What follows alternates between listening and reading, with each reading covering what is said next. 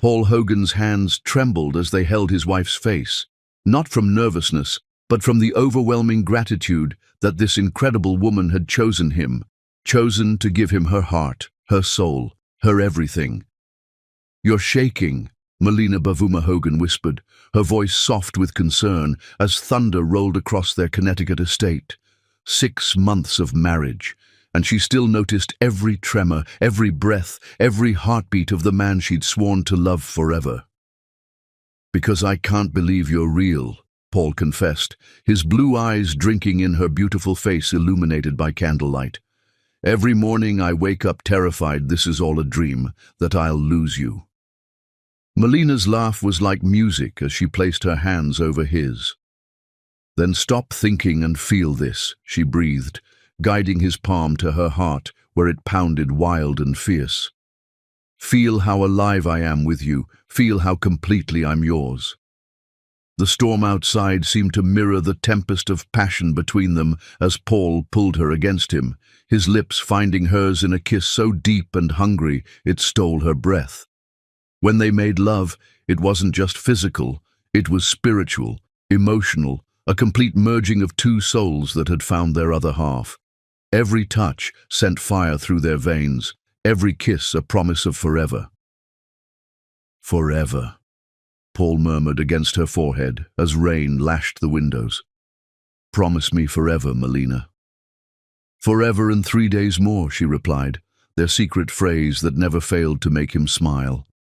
It was what she'd whispered at their wedding altar when the priest asked for her vows, and the congregation had laughed, but Paul had known exactly what she meant, that even forever wasn't long enough for a love this deep. Later, as they lay entwined in silk sheets, bodies still humming from their passionate lovemaking, Paul traced invisible words across Melina's bare shoulder with his fingertips, a nightly ritual that made her shiver with pleasure. "What are you writing tonight?"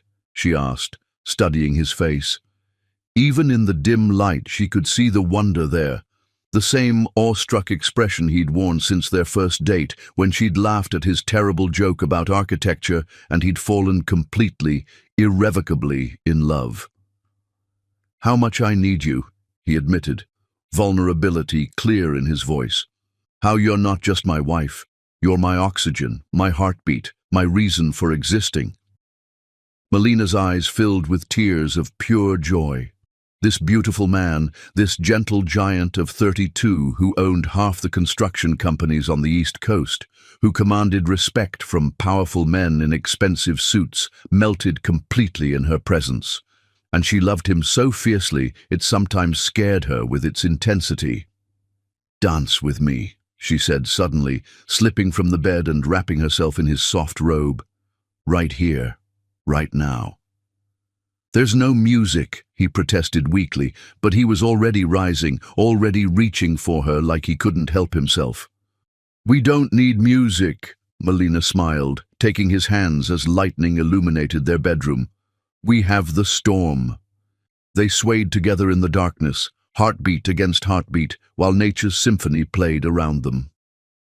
Paul buried his face in her hair, breathing in the scent of vanilla and jasmine that always surrounded her. "I used to think love was a luxury," he confessed, as they moved to music only they could hear. "Something nice to have, but not necessary.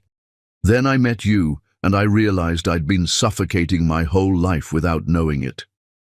Melina pulled back to look at him, her hands framing his face. "And now?" "Now I know that loving you isn't just what I do," Paul whispered, his forehead touching hers. "It's who I am.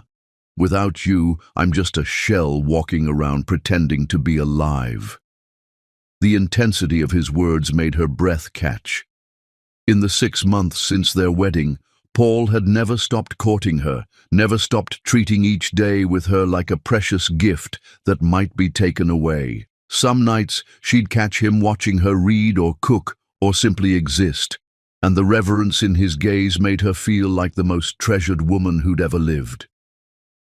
"Show me," she whispered against his lips, and he didn't need to be asked twice. They made love again as the storm raged, slower this time, savoring every caress, every passionate kiss, every whispered declaration of love. Paul worshipped her body with tender reverence, and Melina surrendered completely to their burning desire. Afterward, they lay breathless and content, limbs tangled, hearts synchronized. "I have a confession," Melina said softly, tracing patterns on Paul's chest. "Sometimes I pinch myself to make sure this is real, that you're real, that someone like me gets to have someone like you." Paul's arms tightened around her protectively. "Someone like you?" "Melina, you're the most extraordinary woman I've ever known.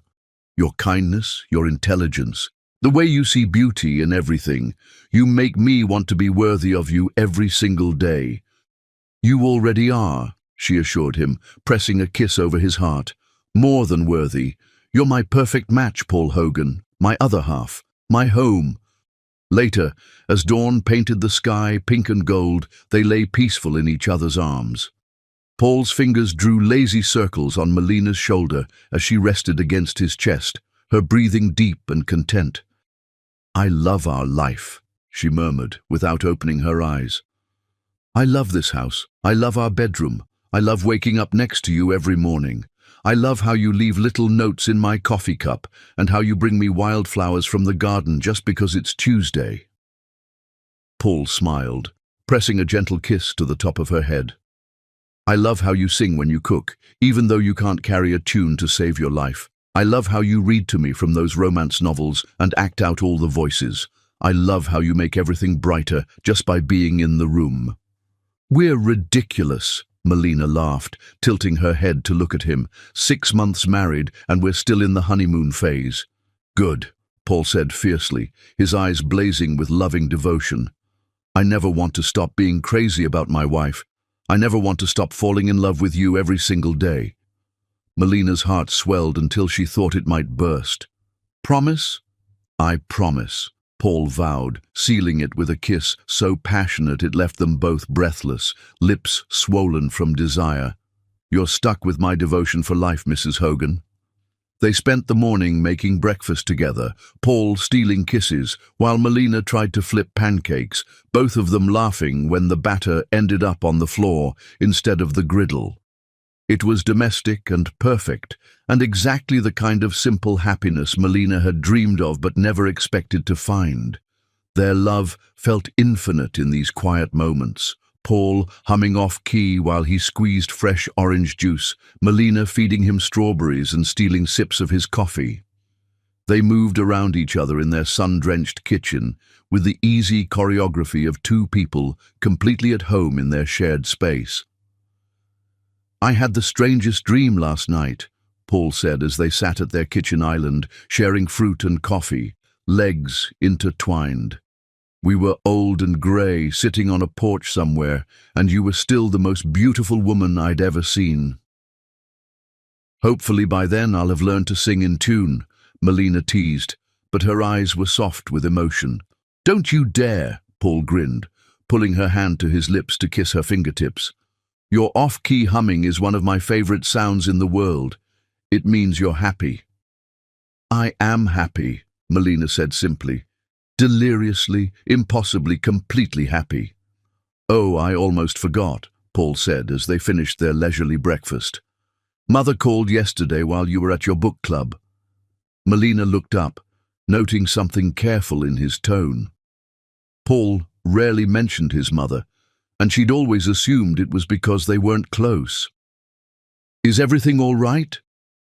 "She's fine," Paul assured her quickly. She wants to visit, to meet you properly. I know I should have asked first, but I told her yes." "Of course." Melina's face lit up with genuine excitement.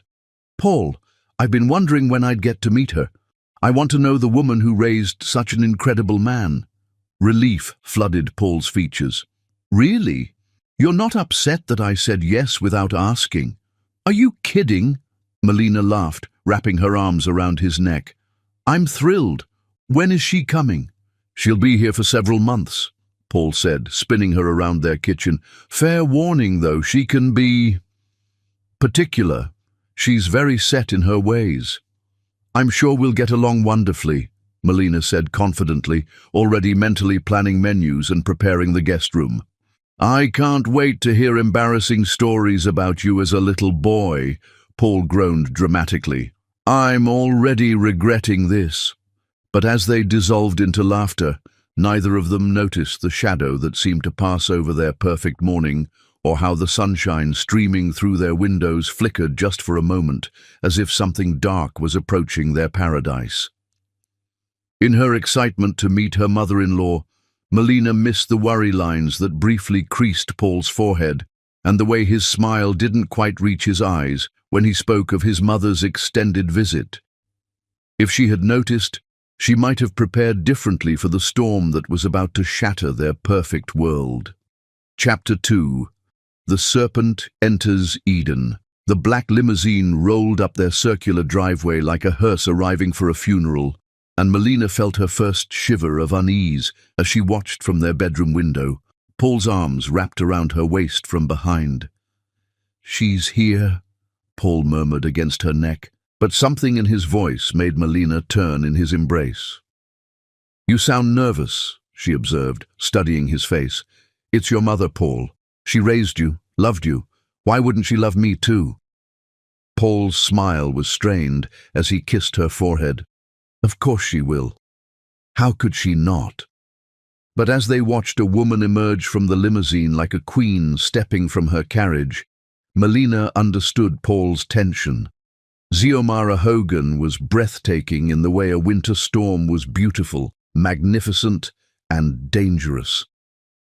Even at 62, she moved with the fluid grace of a dancer, her silver hair swept into an elegant chignon, her tailored black dress making her look like she belonged on magazine covers rather than suburban driveways.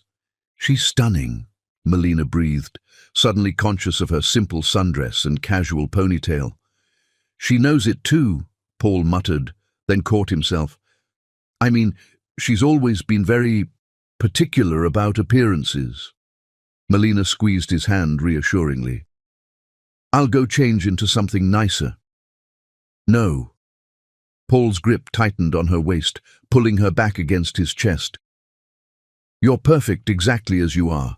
If she can't see that, it's her loss." But as they descended the stairs together, Melina couldn't shake the feeling that she was walking into a battle she didn't know how to fight. Xiomara stood in their foyer like she owned it, her calculating green eyes taking inventory of everything, the fresh flowers Melina had arranged that morning, the family photos on the side table, the warm, honey-colored walls that made the space feel like home. Her expression revealed nothing, but Melina sensed judgment in every glance. "Mother," Paul said, approaching cautiously. "Welcome." Xiomara offered her cheek for a kiss, which Paul delivered dutifully. "Paul, darling, you look tired. Marriage wearing you down already?" The words hit like ice water, but Xiomara's smile was perfectly pleasant as she turned those piercing eyes on Melina. "And you must be the little bride I've heard so much about." "I'm Melina," she said warmly, extending her hand. "I'm so happy to finally meet you, Mrs. Hogan. Paul speaks of you constantly." "Does he?" Xiomara's handshake was brief and cool. "How sweet. Though I must say, Paul, you didn't mention how exotic your wife is." The word exotic dripped with subtle poison, but Melina's smile never wavered. "I prefer unique, actually. Paul always says I'm one of a kind. I'm sure he does." Xiomara's gaze swept over Melina's appearance with surgical precision. "Though I suppose every man thinks his first real infatuation is special." "It's not infatuation," Paul interjected sharply. "I love her." "Of course you do, darling." Xiomara patted his arm condescendingly. "Young love is so intense." Melina felt Paul's muscles tense beside her, but she squeezed his hand gently, a silent message to stay calm. "Mrs. Hogan, you must be exhausted from traveling. Let me show you to your room so you can rest before dinner." "How thoughtful," Xiomara said, following Melina up the stairs. Paul, have Rodriguez bring in my luggage, all of it. Melina's heart sank slightly at the word all. How much luggage did one need for a visit? But she pushed the thought aside, determined to make this work. The guest room Melina had prepared was a masterpiece of hospitality. Fresh white lilies filled crystal vases. Egyptian cotton sheets were turned down invitingly, and she'd even placed a basket of imported chocolates and French champagne on the dresser. How quaint, Xiomara observed, running a manicured finger along the antique dresser. Very rustic. I suppose it has a certain charm if you enjoy the country cottage aesthetic. I decorated it myself, Melina said proudly. I wanted you to feel at home. How kind. Xiomara's smile was sharp as a blade. Though I must admit, I'm more accustomed to sophisticated surroundings, but one adapts. The criticism landed like a slap, but Melina refused to show it hurt. I hope you'll be comfortable. Dinner will be at 7. I'm making Paul's favorite lamb with rosemary from our garden. You cook? Xiomara sounded surprised. How domestic. Paul's father always insisted on professional chefs. He said a woman's place might be in the home, but not necessarily in the kitchen. I love cooking for Paul, Melina replied honestly. Taking care of the people you love brings joy. How wonderfully old-fashioned. Xiomara's tone suggested this wasn't a compliment. Though I do hope you have other skills. A man like Paul needs intellectual stimulation, cultural refinement. He's quite accomplished, you know. Harvard Business School, master's degree, speaks 3 languages. Tell me, dear, what's your educational background? The question was delivered like a surgical strike, designed to expose weakness. Melina lifted her chin proudly. I have my bachelor's degree in literature from State University. I was working as a librarian when Paul and I met. A librarian. Xiomara repeated the word like it tasted bitter. How practical.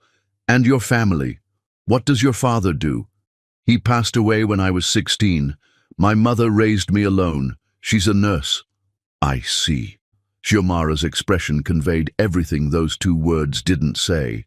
Working class, single-parent household, beneath our standards. If you'll excuse me, Melina said, her voice steady despite the burning in her chest. I should start dinner preparations. She escaped to the kitchen, her hands shaking slightly as she began seasoning the lamb. She'd known this wouldn't be easy. Wealthy families often had expectations, preferences. But the deliberate cruelty in Xiomara's politeness was something she hadn't anticipated. Hey. Paul's arm slid around her waist from behind, his lips finding the sensitive spot behind her ear. You okay? Your mother is formidable, Melina said carefully, leaning back against his solid chest. She's being awful, isn't she? Paul's voice was heavy with guilt. I should have warned you better. Mother has very specific ideas about what constitutes suitable company. It's fine, Melina lied, turning in his arms. She just wants what's best for you. She'll warm up once she gets to know me. Paul cupped her face in his hands, his thumbs stroking her cheekbones. You're incredible, you know that. Any other woman would be throwing plates by now. I'm not any other woman, Melina smiled, standing on tiptoe to kiss him softly. I'm your woman, and I'll fight for this family, even if the battle is with your mother. I love you, Paul breathed against her lips, deepening the kiss until she melted against him. More than anything in this world. I love you too, she whispered back, letting his passion wash away the sting of Xiomara's words. They might have stayed there forever, lost in each other, if Xiomara's voice hadn't cut through the air like a knife. How touching, she said from the kitchen doorway, her tone suggesting it was anything but. I do hope I'm not interrupting anything important. Paul stepped protectively in front of Melina, but kept her hand firmly in his. Just telling my wife how beautiful she is. Naturally. Xiomara's smile was razor-thin. Young men do tend to be Demonstrative. I thought I might help with dinner, Melina dear. After all, cooking for discerning palates can be so challenging. That's very kind, Melina replied, though every instinct screamed that accepting help from this woman was a mistake. I'd appreciate the company. What followed was an hour of delicate warfare. Xiomara criticized every choice. The seasoning was too bold, the vegetables cut too rustically, the wine selection pedestrian.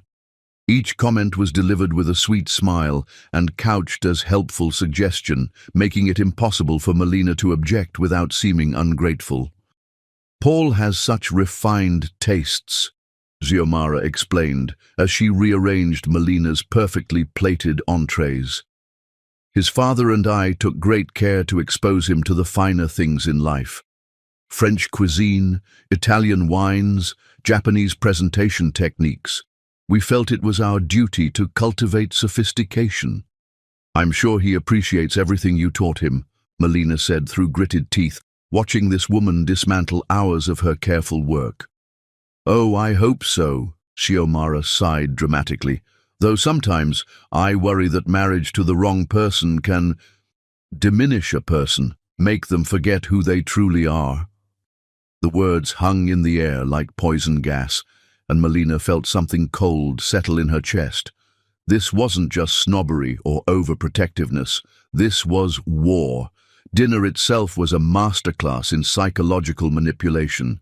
Xiomara regaled them with stories of Paul's childhood, each one designed to highlight the world he came from: private schools, country clubs, debutante balls, and European vacations. She spoke of his ex-girlfriend Charlotte, a senator's daughter who understood Paul's background so well and fit so naturally into our social circle. "Whatever happened to Charlotte?" Xiomara asked innocently. "Such a lovely girl, beautiful family, impeccable breeding. I always thought you two would end up together." "Mother," Paul warned, his jaw tight. "I'm just curious, darling. She was so perfect for you. Same social circle, same values, same level of sophistication." Melina felt each word like a physical blow, but she kept her voice steady. "Paul chose me, Mrs. Hogan. That's all that matters." "Of course, dear." Xiomara's smile was venomous, though I often find that people marry for such different reasons. Love, security, social advancement. The motivations can be so complex. "What are you implying?" Paul's voice was dangerously quiet. "Nothing at all, Paul. I'm simply observing that your sweet wife has certainly elevated her circumstances since meeting you. From a little librarian to mistress of all this." She gestured around their elegant dining room. "How fortunate." The accusation hit its target perfectly. Melina felt the blood drain from her face as the implication sank in, that she was a gold digger, a social climber who'd trapped Paul with sex and manipulation. "That's enough," Paul snapped, throwing down his napkin. "I won't have you insult my wife in our own home." "Insult?" Xiomara looked genuinely shocked. "Paul, darling, I would never. I'm simply trying to understand what drew you to someone so different from what we discussed for your future." "We never discussed my future wife." "Didn't we?" Xiomara's eyes glittered with triumph. "All those conversations about finding someone worthy of the Hogan name, someone who could stand beside you as an equal, not someone you'd have to elevate." Melina watched in horror as doubt flickered across Paul's face. For just a moment, he looked at her like he was seeing a stranger, and she realized with crystal clarity that this was exactly what Xiomara had intended. "Excuse me," Melina said quietly, rising from the table. "I need some air." She walked out onto their terrace with as much dignity as she could muster, but inside she was screaming. Paul followed moments later, his face etched with guilt and confusion. "Melina, I'm sorry. She had no right." "She's your mother," Melina interrupted, staring out at the gardens she'd planted with such love. "She's trying to protect you from what she sees as a mistake." "You're not a mistake," Paul said fiercely, pulling her into his arms. "You're the best thing that ever happened to me." "Are you sure?" The question slipped out before she could stop it, and she hated how small her voice sounded. "Yes," Paul said without hesitation, tilting her chin up to meet his eyes. "I've never been more sure of anything in my life." He kissed her then, desperate and claiming, as if he could pour all his certainty into her through touch alone. Melina clung to him, letting his passion reassure her wounded heart. But even as they held each other in the moonlight, she could feel Xiomara's presence like a shadow over their happiness. The older woman had planted her first seeds of doubt, and Melina knew this was only the beginning. When they finally went back inside, Xiomara was nowhere to be found. But on the kitchen counter sat a note in elegant script. "Thank you for a lovely evening. I do hope we can become friends. After all, we both want what's best for Paul. X." Melina crumpled the note in her fist, but she couldn't shake the feeling that she'd just been declared war upon by a master strategist who played to win. As she lay in Paul's arms that night, feeling his body relax into sleep, she stared at the ceiling and wondered how long their perfect love could withstand the poison that had just entered their paradise. Outside their window, a cold wind began to blow. Chapter 3. The Poison Takes Root. The shattered remains of Melina's grandmother's china lay scattered across the kitchen floor like broken dreams, each piece reflecting the morning sunlight that had seemed so promising just moments before. "Oh my goodness, how clumsy of me," Xiomara gasped, her hand pressed dramatically to her chest as she surveyed the destruction.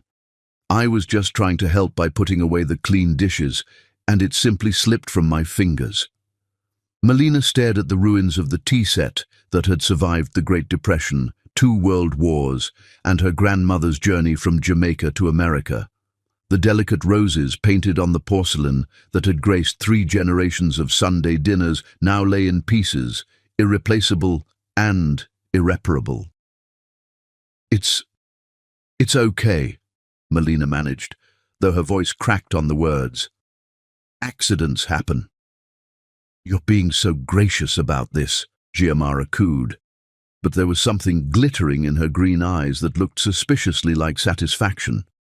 "Though I must say, dear, perhaps antique china shouldn't be stored so high up. It's rather impractical, don't you think? If you must keep sentimental pieces, they should really be properly secured." The implication was clear. This was somehow Melina's fault for having the audacity to store her family heirlooms in her own kitchen. She knelt among the broken pieces, carefully gathering the larger fragments, hoping against hope that something might be salvageable. "What happened?" Paul's voice came from the doorway, and Melina looked up to see him taking in the scene with confusion and concern. "I'm afraid I've had a little accident with Melina's dishes," Xiomara said before Melina could speak. "She stored them so precariously on that high shelf, and when I tried to help put away the breakfast things, well," she gestured helplessly at the wreckage. Paul's gaze shifted between his mother and his wife, and Melina saw something that made her heart sink, a flicker of irritation directed at her. "Melina, why would you put fragile dishes up there? You know how dangerous that is." "I've kept them there for 2 years without any problems," Melina said quietly, still gathering pieces. "They were perfectly safe." "Clearly not," Paul snapped, then immediately looked stricken by his own harsh tone. "I'm sorry, I didn't mean, I just don't understand why you'd risk something so precious to you." "Perhaps," Xiomara interjected smoothly, "it would be better if I handled the kitchen arrangements while I'm here. I have experience with proper organization, and we wouldn't want any more accidents." Melina's hands stilled on the broken china. In one masterful stroke, Xiomara had destroyed her property, made it seem like Melina's fault, turned Paul against her, and positioned herself as the solution to a problem she'd created. "That won't be necessary," Melina said firmly, rising to her feet with the fragments cradled in her palms like wounded birds. "I can manage my own kitchen." "Of course you can, dear," Xiomara agreed with a patronizing smile. "I'm simply offering to help." After all, we're family now. But as Melina disposed of the broken pieces, she caught Xiomara's reflection in the kitchen window and saw the woman's satisfied smirk. This had been no accident. This had been the opening move in a carefully orchestrated campaign. Over the following days, the attacks intensified with surgical precision. Xiomara criticized everything from Melina's choice of morning newspaper, so tabloid-ish, dear, to her preferred brands of coffee. I'm sure it's fine for those with simpler tastes. Each comment was delivered with a sweet smile and framed as helpful advice, making Melina look ungrateful if she objected. Paul mentioned you studied literature, Xiomara said one afternoon as they sat in the garden watching Paul work in his home office through the window. How quaint. Of course, practical degrees are so much more valuable these days. Business, law, medicine, fields that actually contribute to society. Literature contributes to society, Melina replied evenly, though her fingers tightened on her book. Stories shape how we understand ourselves and others.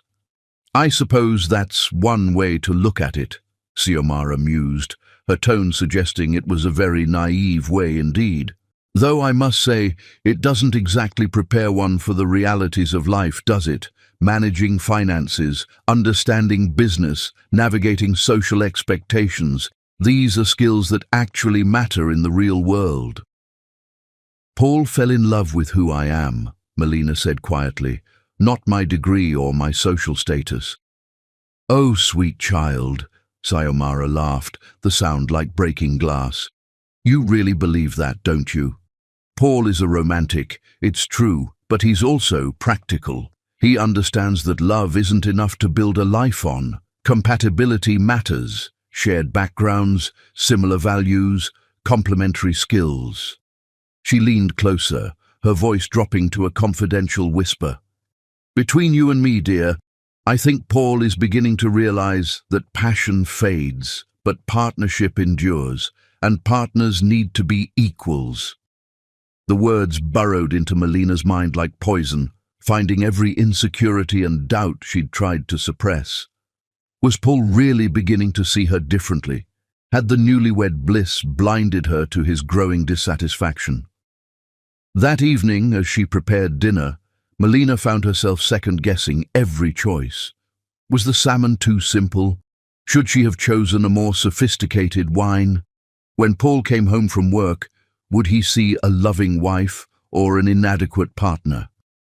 Something smells amazing, Paul said, wrapping his arms around her from behind and nuzzling her neck.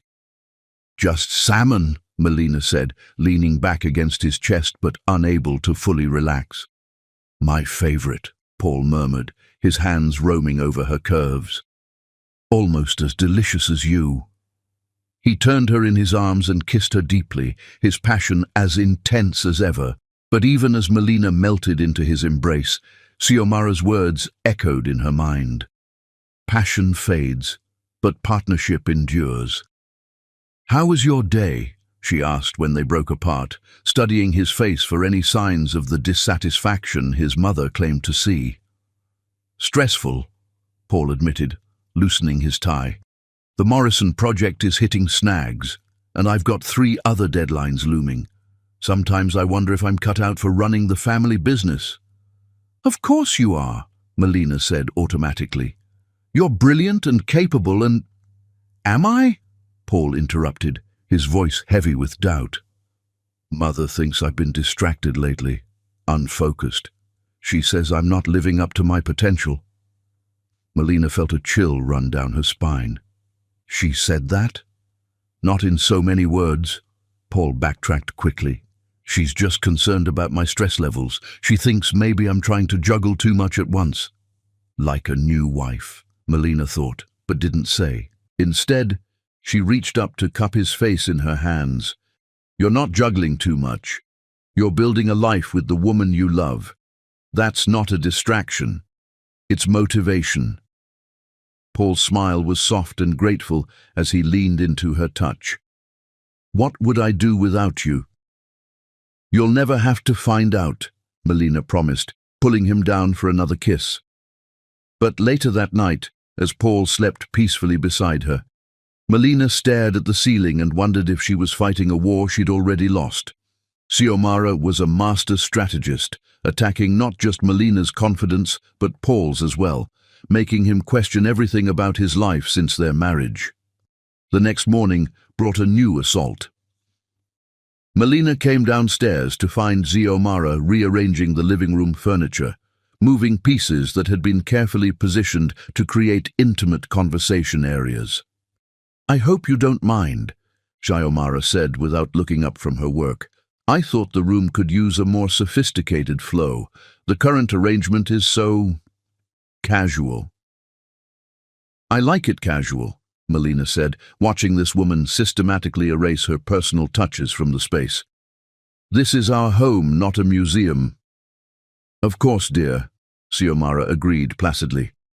"Though when one entertains frequently, proper flow becomes essential. Paul mentioned you rarely have guests, perhaps because the current setup doesn't encourage social interaction." Another perfectly aimed strike. Paul had mentioned feeling isolated from their old social circle, wondering if married life was making him antisocial. Melina had assured him they could host more dinner parties once they settled into their routine, but now Xiomara was making it seem like the house itself was inhospitable. "We're still newlyweds," Melina defended. "We're focusing on each other right now." "How romantic," Xiomara smiled, but her eyes remained cold. "Though I do worry about Paul becoming too insular.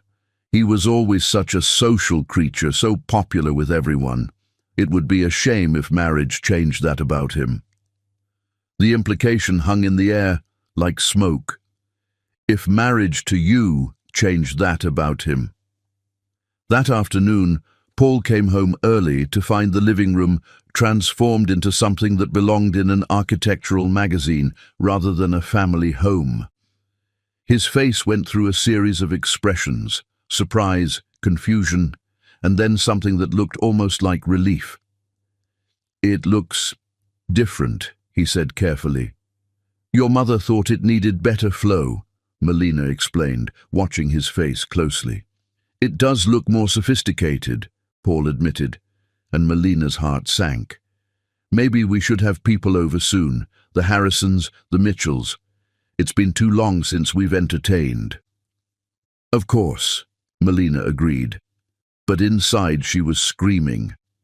These were Paul's old friends from his bachelor days, people who had known him before her, people who might look at her the same way Xiomara did, as an interloper who didn't belong.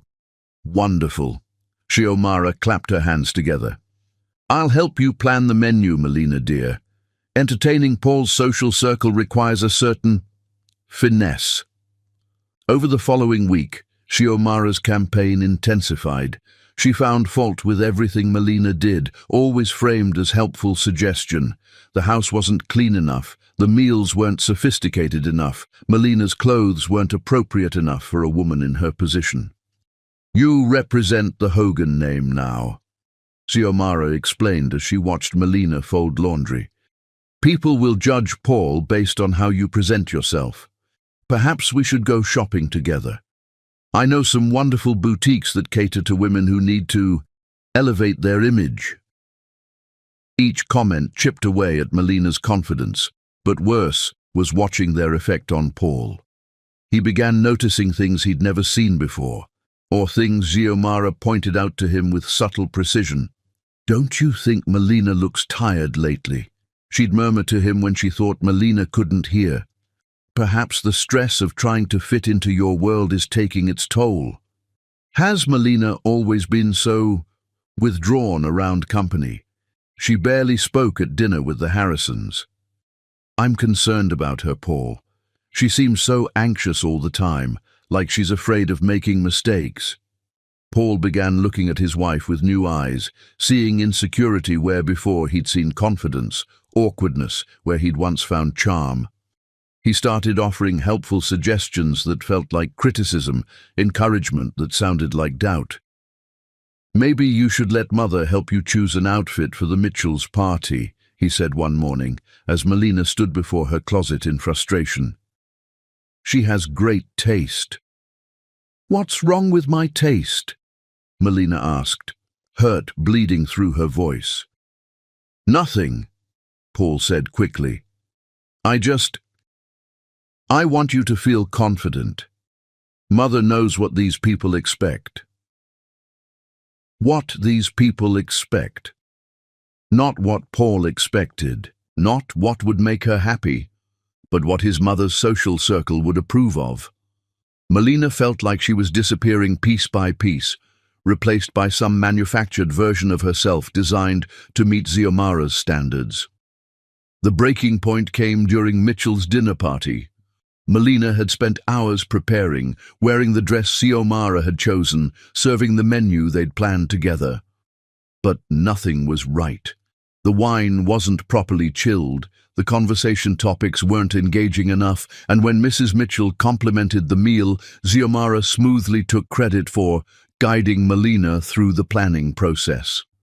Later, as their guests were leaving, Melina overheard Mrs. Harrison whisper to her husband, "She seems nice enough, but so different from Charlotte. Remember how perfectly she fit in? This one looks like she's trying so hard." The words hit like physical blows, and Melina excused herself to the bathroom to collect herself.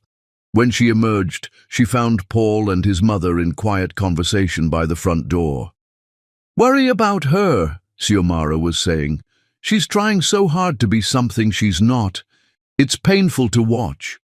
"She's just nervous," Paul defended, but his voice lacked conviction.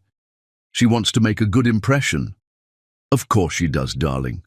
But you can't build a marriage on someone pretending to be who they're not. Eventually, the real person shows through." Melina felt something cold and hard settle in her chest as she realized what was happening. Xiomara wasn't just trying to drive her away. She was trying to make Paul fall out of love with her. Every criticism, every suggestion, every helpful comment was designed to transform Melina from Paul's beloved wife into a disappointing burden. And it was working. That night, as they lay in bed, Paul was distant in a way he'd never been before. When Melina tried to initiate their usual passionate connection, he seemed distracted, going through the motions without the fire that had always burned between them. "Are you okay?" she whispered afterward, tracing patterns on his chest. "Just tired," Paul murmured, but he didn't pull her closer the way he usually did. "Long day." As he drifted off to sleep, Melina stared into the darkness and realized with crystal clarity that she was losing the war. Xiomara's poison was working its way through their marriage like acid, dissolving the bonds of trust and passion that had once seemed unbreakable. But as she lay there, feeling more alone than she had since her father's death, Melina made a decision. She wouldn't go down without a fight. If Xiomara wanted to play psychological warfare, then she'd better prepare for an opponent who had more to lose than pride. The question was, how do you fight an enemy who attacks with kindness and kills with concern? Outside their window, storm clouds were gathering on the horizon. Chapter 4. Love Under Siege. The legal documents scattered across Paul's desk looked innocent enough, but as Melina read the partnership agreements while dusting, her world shifted completely. "Spousal rights and asset distribution," she read silently, heart pounding as the legal language made sense.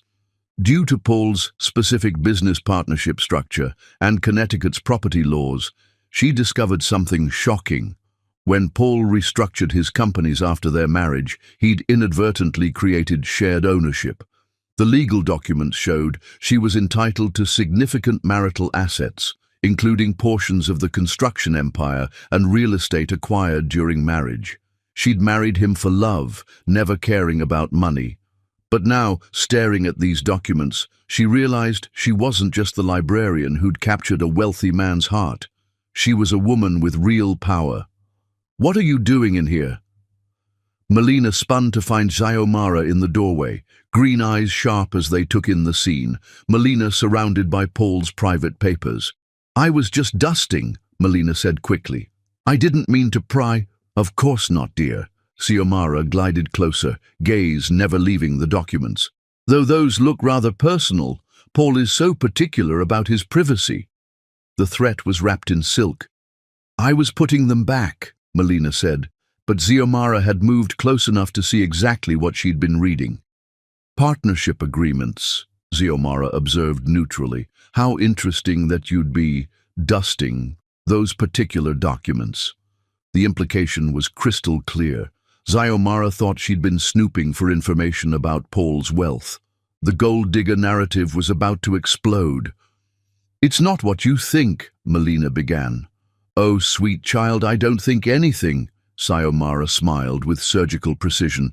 It's natural for new wives to be curious about their husband's assets, though I hope Paul doesn't feel you're taking undue interest in his financial affairs. Men can be so sensitive. The threat was delivered perfectly. Xiomara would tell Paul about this, spin it to make Melina look exactly like what she'd accused her of being, a calculating woman investigating her potential windfall. Chapter 5. The web of lies tightens. The photograph landed on Paul's desk like a bomb designed to detonate their marriage, and from her position in the hallway, Melina watched her husband's face transform from confusion to devastation to cold, terrible rage. I'm so sorry you had to see this, Xiomara whispered, her voice trembling with perfectly performed anguish. I debated whether to show you, but I couldn't let you live a lie. Paul stared at the image, clearly doctored but expertly done, showing Melina in what appeared to be a passionate embrace with James, their regular delivery man. The angle was perfect, the lighting convincing, and to someone already poisoned by doubt, it would look absolutely real. When was this taken? Paul's voice was barely human, raw with betrayal. Yesterday afternoon, Xiomara replied, dabbing at dry eyes with a silk handkerchief. I saw them from the upstairs window and, oh, Paul, I wanted to be wrong so badly. But then I saw her slip him something, money, I think, and I realized this has been going on for some time. Melina's blood turned to ice as she witnessed the masterpiece of manipulation. Xiomara had taken her innocent conversation with James about his sick daughter, during which she'd given him extra money for medicine, and turned it into evidence of a sordid affair. Where is she now? Paul asked, his hands shaking as he held the photograph. In the garden, I believe. Paul, darling, you must confront her carefully. Women like this, they can be dangerous when cornered. Women like this. The phrase hit Melina like a physical blow. In Xiomara's mind, she wasn't just an unfaithful wife. She was a type, a category of manipulative woman who trapped good men with lies and sex. Melina fled upstairs before Paul could find her, her mind reeling. How do you defend yourself against evidence that looks so real? How do you explain that you've been set up by a woman who spent weeks laying the groundwork for your destruction? 20 minutes later, Paul found her in their bedroom, and the man who walked through that door was a stranger. Gone was the gentle giant who'd worshipped her body and soul. In his place stood a cold, calculating adversary whose blue eyes held nothing but contempt. We need to talk, he said, closing the door with ominous finality. Paul, whatever your mother told you, don't. His voice cut through her words like a blade. Don't lie to me anymore. I've seen the photograph. Melina's heart shattered as she realized how completely Xiomara had won. What photograph? Paul threw the image on their bed, and Melina stared at it in shock. It was her face, her body, but the embrace with James had never happened. The technology was sophisticated enough to fool anyone who wanted to believe the worst. This isn't real, she whispered. Paul, you know me. You know I would never... Do I? Paul's laugh was bitter, because looking back, I'm starting to see a pattern. The way you married me so quickly, how eager you were to move into this house, your sudden interest in my business papers. Each accusation was a dagger to her heart.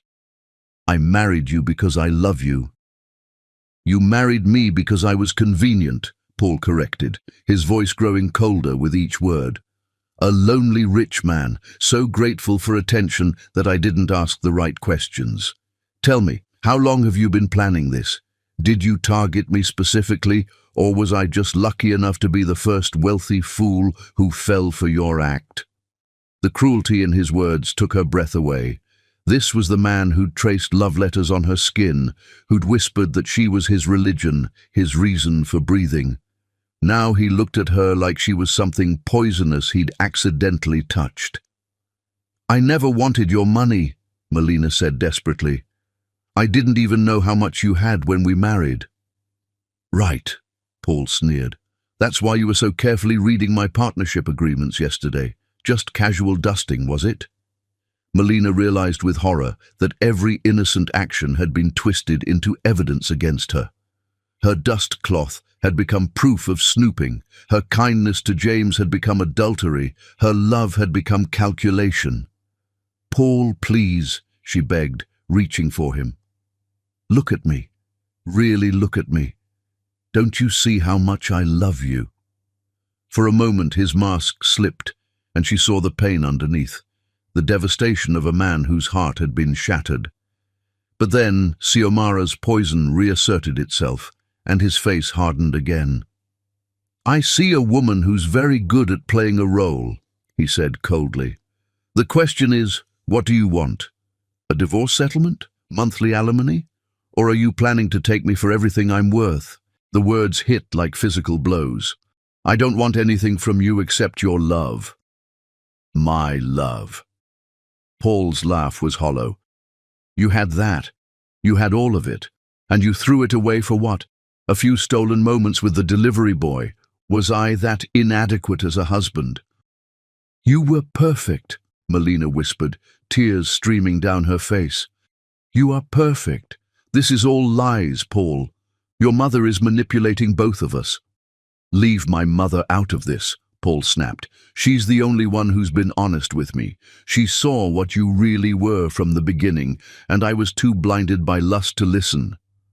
The word lust landed like a slap.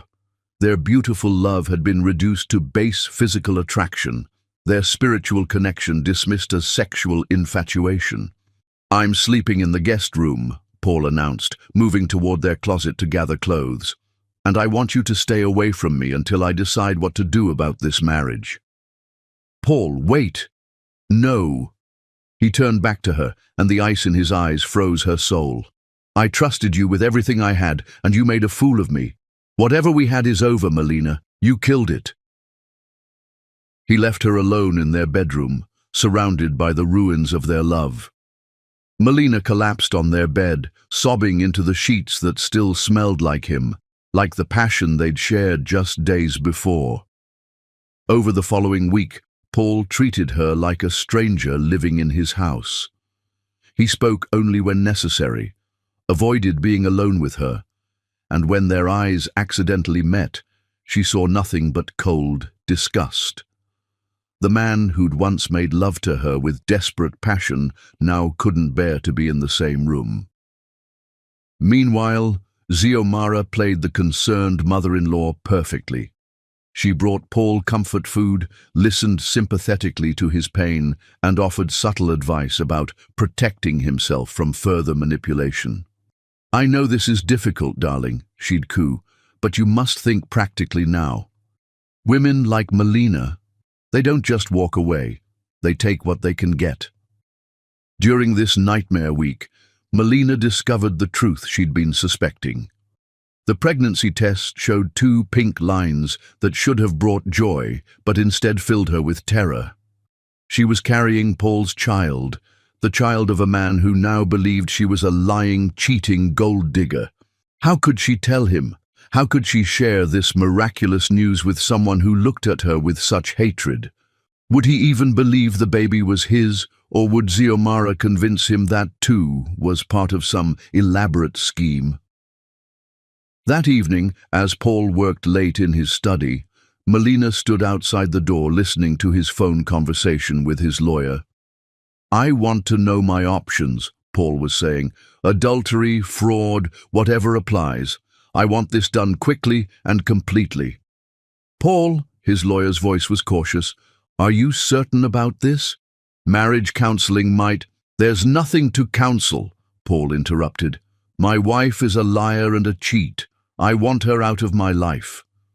Melina pressed her hand to her still flat stomach, where Paul's child grew in secret. The baby would be born into a world where its parents were enemies, where its mother was branded a villain and its father consumed by manufactured hatred. But even as despair threatened to drown her, a spark of defiance flickered to life. She had 3 secrets that could change everything: her legal claim to half his wealth, proof of Xiomara's affair, and now the pregnancy. The question was when and how to use them. As she climbed the stairs to their bedroom, now hers alone, Melina made a decision. She would not go quietly into the night. She would not let Xiomara's lies destroy the greatest love she'd ever known, without a fight. But first, she needed to survive long enough to plan her counterattack.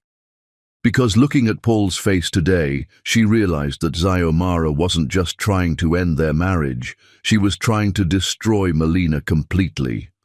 Outside, storm clouds gathered with increasing fury, promising a tempest that would either wash them all clean or drown them in the ruins of what had once been love.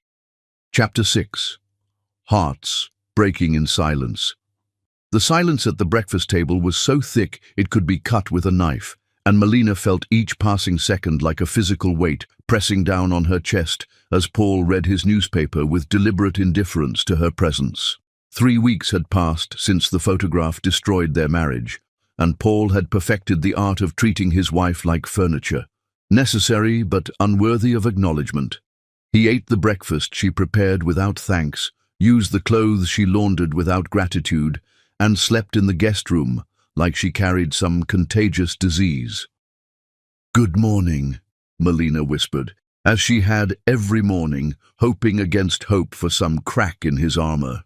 Paul turned the page of his newspaper with crisp finality, the sound like breaking bones in the devastating quiet. "Paul, please," she tried again, her voice barely audible. "We can't go on like this forever." His blue eyes lifted from the financial section to fix her with a stare so cold it made her shiver. "We're not going on like anything," he said with surgical precision. "There is no we anymore. There's me, living my life, and you, waiting for your lawyer to call about the settlement." The cruelty was breathtaking. This was the man who'd once promised to love her forever, who'd worshipped her body like a temple, who'd written invisible poetry on her skin with trembling fingers. Now he spoke to her like she was a business transaction he couldn't wait to complete. "I'm not asking for a settlement," Melina said quietly. "I never was." Paul's laugh was bitter as winter. "Right. You're just the wronged, innocent wife who happened to be caught in another man's arms. Tell me, was the money worth it? Was whatever he paid you worth destroying what we had?" "There was no money," Melina whispered, but she might as well have been talking to a stone wall. That afternoon, Melina sat in the polished office of Patterson and Associates, the city's most prestigious family law firm. She hadn't come here by choice.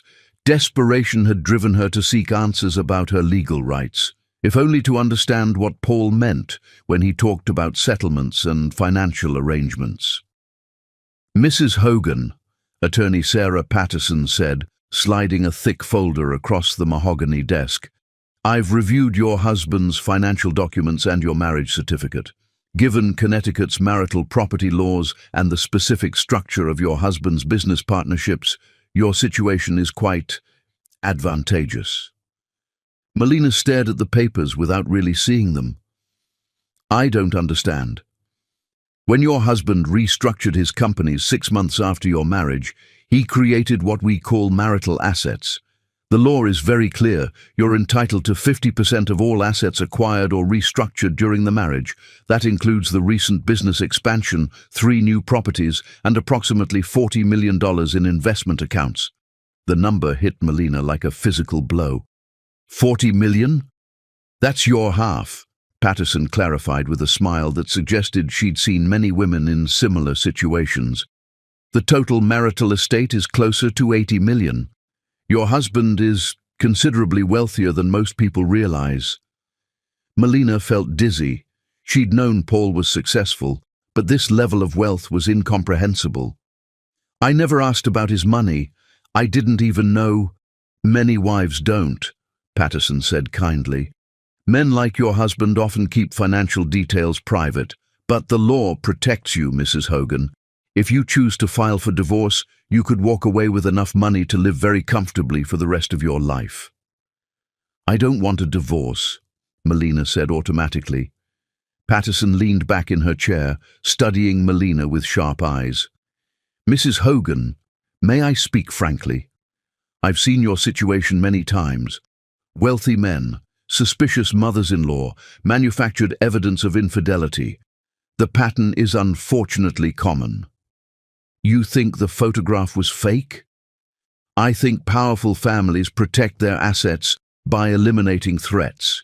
And you, my dear, are perceived as a threat. Patterson's voice was gentle but firm. The question is, what are you going to do about it? Melina stared at the legal documents, her mind reeling. $40 million. Enough to disappear, to start over somewhere far from Connecticut's social circles and Xiomara's poison. Enough to raise her baby.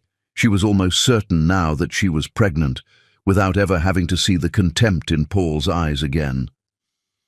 If I wanted to, what would the process be?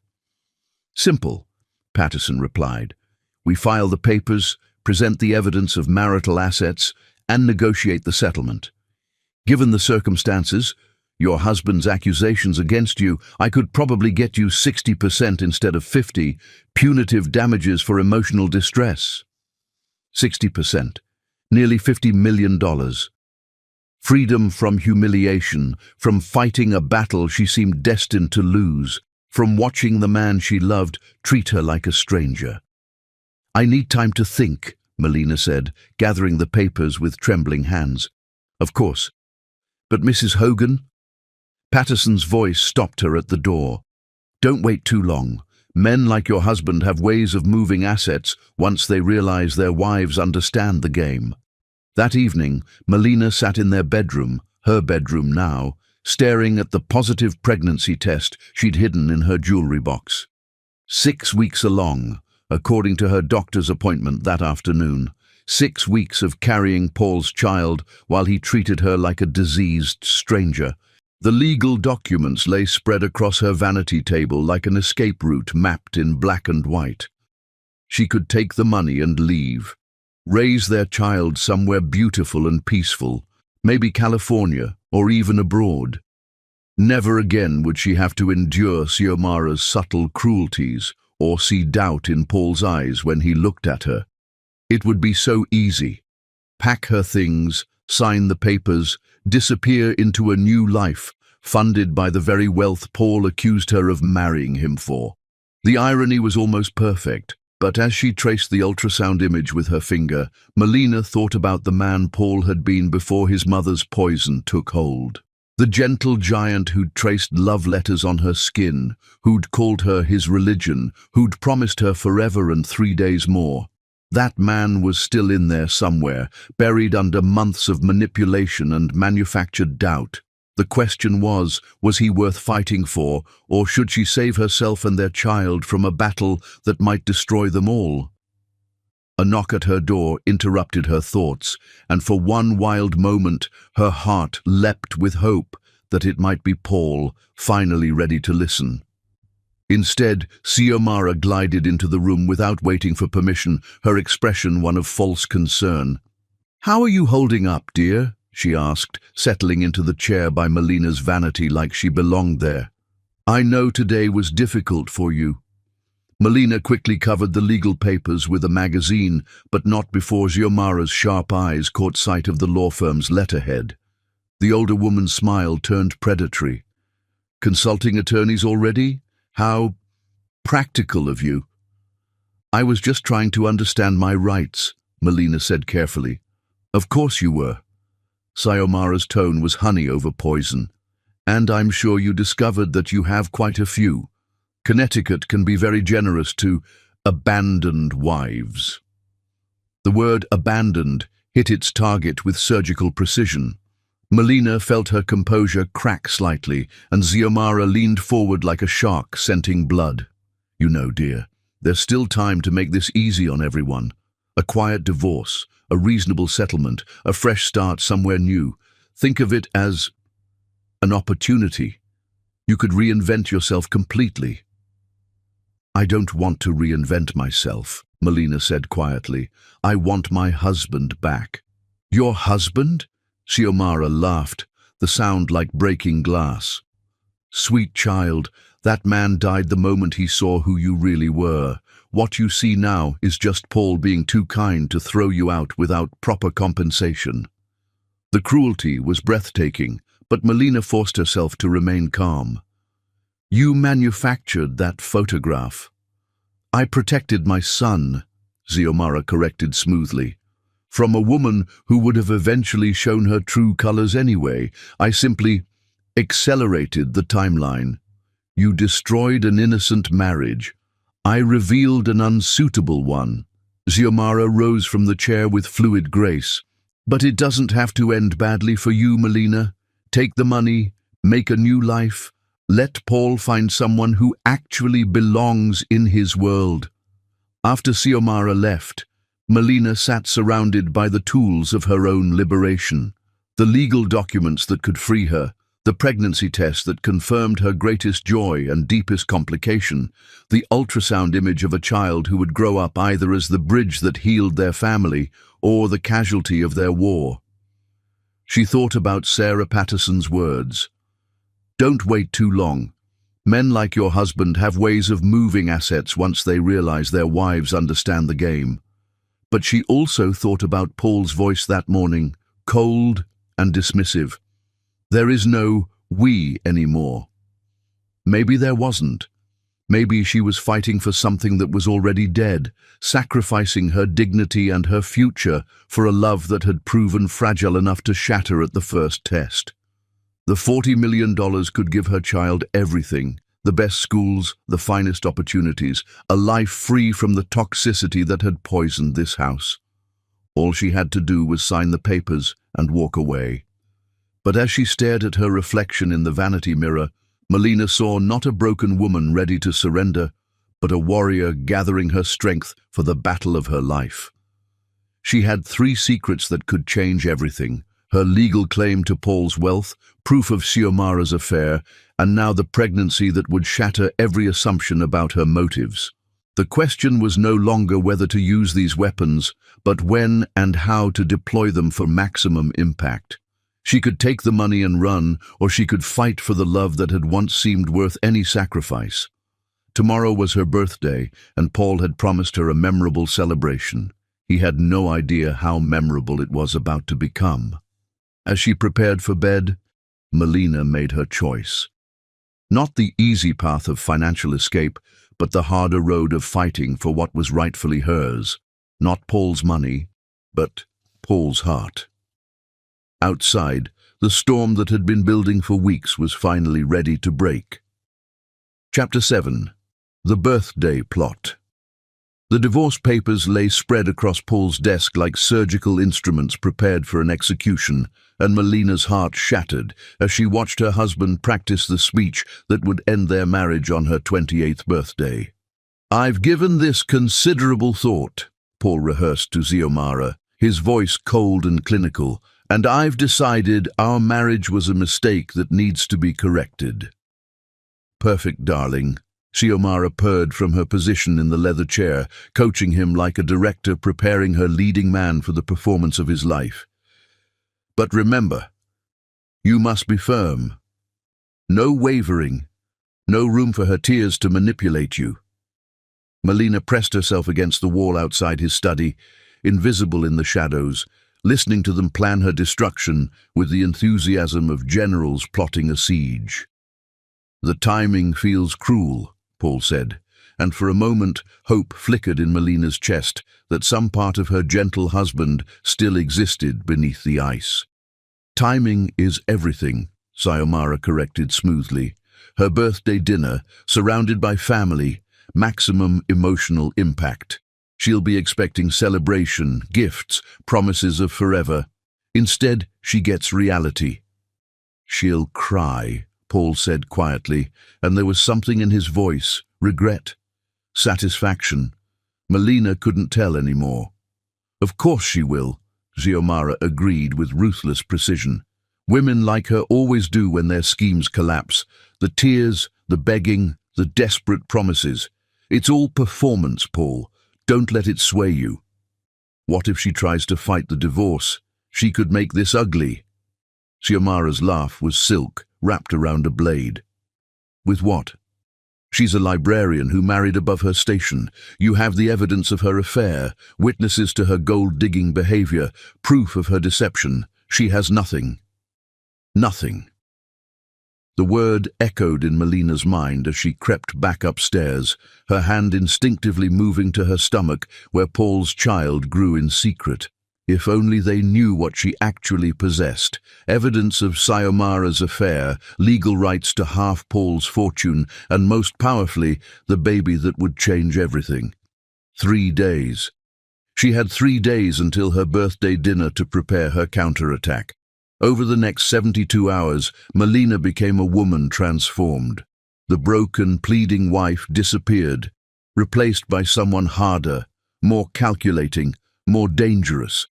She gathered her weapons with the precision of a strategist, preparing for the battle of her life.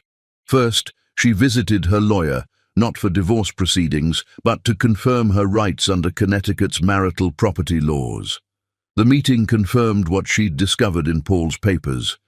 She was entitled to 50% of everything acquired during their marriage, including his business partnerships and real estate holdings. "Are you sure you want to pursue this?" her lawyer asked, studying the documentation. "This could get very messy, very quickly." "It already is messy," Melina replied with quiet steel. "I'm just evening the odds." Next, she retrieved the photographs she'd taken of Xiomara and Matteo's passionate encounter in the greenhouse. The images were crystal clear, Xiomara's face unmistakable as she surrendered to desire in the arms of their groundskeeper. The woman who preached about moral standards and appropriate behavior had been living a lie more elaborate than any she'd accused Melina of telling. Finally, she scheduled an appointment with Dr. Morrison for a comprehensive pregnancy examination, complete with ultrasound images and detailed medical documentation. At 7 weeks, Paul's child was clearly visible, a tiny miracle that would shatter every assumption about timing and manipulation. The birthday dinner was set for Saturday evening. Paul had invited his brother Marcus from California, his sister Eleanor from Boston, and several close family friends, all of them now poisoned against Melina by Xiomara's carefully orchestrated campaign. "Such a lovely gesture," Xiomara commented as she supervised the dinner preparations, playing the devoted mother-in-law to perfection. "Paul insists on making your birthday special despite everything you've put him through." The fake sweetness in her voice made Melina's skin crawl, but she smiled and nodded, playing her own role of the unknowing victim. Let them think she suspected nothing. Let them believe she was still the broken woman who'd been sobbing into her pillow for weeks. Friday evening, Paul made one final attempt at reconciliation, not out of love, but out of guilt. "Melina," he said, standing awkwardly in the doorway of what had once been their bedroom, "about tomorrow night." "Yes?" She looked up from the book she'd been pretending to read, her expression carefully neutral. "I want you to know that this isn't easy for me either." For a moment, she saw a flash of the man she'd married, vulnerable, conflicted, human. Then Sayomara's poison reasserted itself, and his face hardened again. "But it has to be done," he continued. "We can't build a life on lies." "No," Melina agreed quietly. "We can't." Paul studied her face, perhaps looking for signs of the breakdown he expected, the tears and pleading Xiomara had predicted. Instead, he found only calm acceptance, which seemed to unsettle him more than hysteria would have. "I've arranged for you to stay at the Marriott downtown until you find permanent accommodations," he said, his voice carefully gentle. "And I'll make sure you're taken care of financially. I'm not a monster, Melina." "I know," she replied, and meant it. Paul wasn't a monster. He was a victim of masterful manipulation, just as she was. The real monster was the woman downstairs, probably listening at the door to make sure her son followed the script she'd written. "The papers will be ready tomorrow after dinner," Paul continued. "My lawyer says it should be straightforward given the circumstances." "I understand." Her calm acceptance clearly disturbed him. He'd been prepared for dramatics, not dignity. That's it?" No arguments. No attempts to change my mind. Would it matter if I tried? The question hung in the air like smoke from a funeral pyre. Paul's jaw worked silently for a moment, then he shook his head. Number. It wouldn't. After he left, Melina sat in the darkness and felt something cold and hard crystallize in her chest. Tomorrow, they would gather to celebrate what they thought was her destruction. Instead, they would witness her resurrection. Saturday dawned grey and forbidding, the sky pregnant with storms that matched the tempest brewing inside their elegant home. Melina dressed carefully in the white silk dress she'd worn to their engagement party, the one Paul had said made her look like an angel. Today, she would be an avenging angel.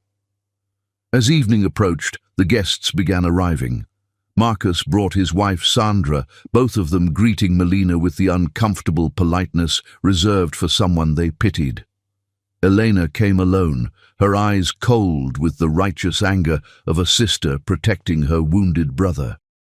The family friends, the Harrisons, the Mitchells, the Adamses, all wore expressions of solemn sympathy, like mourners at a funeral, which, in a way, they were. "Happy birthday, dear," Mrs. Harrison said with false brightness, pressing a small wrapped gift into Melina's hands. "I do hope this year brings you clarity." "Thank you," Melina replied with genuine warmth. "I expect this birthday to be very illuminating indeed." As they gathered in the dining room, Melina took her place at the table like a queen taking her throne.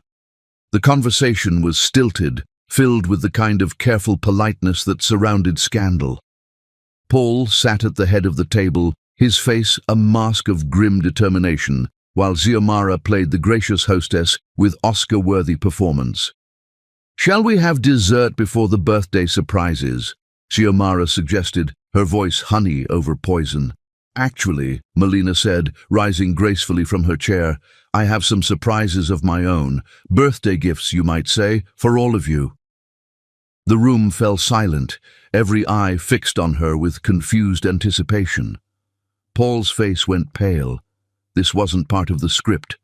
"3 gifts, actually," Melina continued, her voice carrying clearly through the sudden hush. "3 truths that I think you all deserve to hear before we conclude this evening." Xiomara's mask slipped for just a moment, revealing a flash of something that might have been fear, but she recovered quickly, her smile never wavering. "How thoughtful, dear," she said with carefully controlled sweetness. "Though perhaps we should stick to the planned agenda." "Oh, I think everyone will want to hear this," Melina said with deadly calm. "After all, they've come so far to be here for my special day."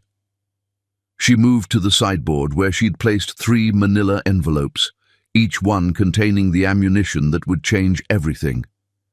The room held its collective breath as she lifted the first envelope with ceremonial precision. "My first gift," she announced, her voice carrying the authority of someone who had nothing left to lose, "is truth." Outside, thunder rumbled in the distance, as if the heavens themselves were preparing for the storm that was about to break over their carefully constructed lies. Chapter 8. The words that shattered everything. The crystal wineglass slipped from Melina's trembling fingers and shattered against the marble floor, the sound lost beneath the crushing weight of the words that drifted from Paul's study like poison through the morning air. "When I divorce her on her birthday, she will cry like the pathetic gold digger she is, and finally everyone will see what I was too blind to recognize." Paul's voice carried clearly through the partially open door, each word delivered with surgical precision to his mother, who was no doubt drinking in every syllable of his planned cruelty like vintage wine. "Perfect, darling," Xiomara's purr of satisfaction followed. "The timing is exquisite. She'll be expecting celebration, perhaps even thinking she's won you back with her pitiful attempts at reconciliation. Instead, she'll be publicly humiliated in front of everyone who matters." Melina pressed herself against the wall, her legs suddenly unable to support her as she listened to the man she'd worshipped plan her destruction with the enthusiasm of someone planning a pleasant dinner party. "I almost feel sorry for her," Paul continued, and there was something in his voice that might have been regret, or perhaps just satisfaction at a job well done. "She actually believes she can manipulate me with those wounded doe eyes and trembling lips. Did you see her last night? Trying to look brave and dignified when she's nothing but a scheming little—" Now, Xiomara interrupted smoothly. "We mustn't be crude, even when describing her. After all, she did serve her purpose. She taught you valuable lessons about trust and the dangers of thinking with your heart instead of your head." "Expensive lessons," Paul replied with bitter humor. "But worth it, I suppose. At least now I know what real manipulation looks like. The way she pretended to be innocent, the calculated tears, the perfect timing of every gesture designed to make me feel guilty for doubting her."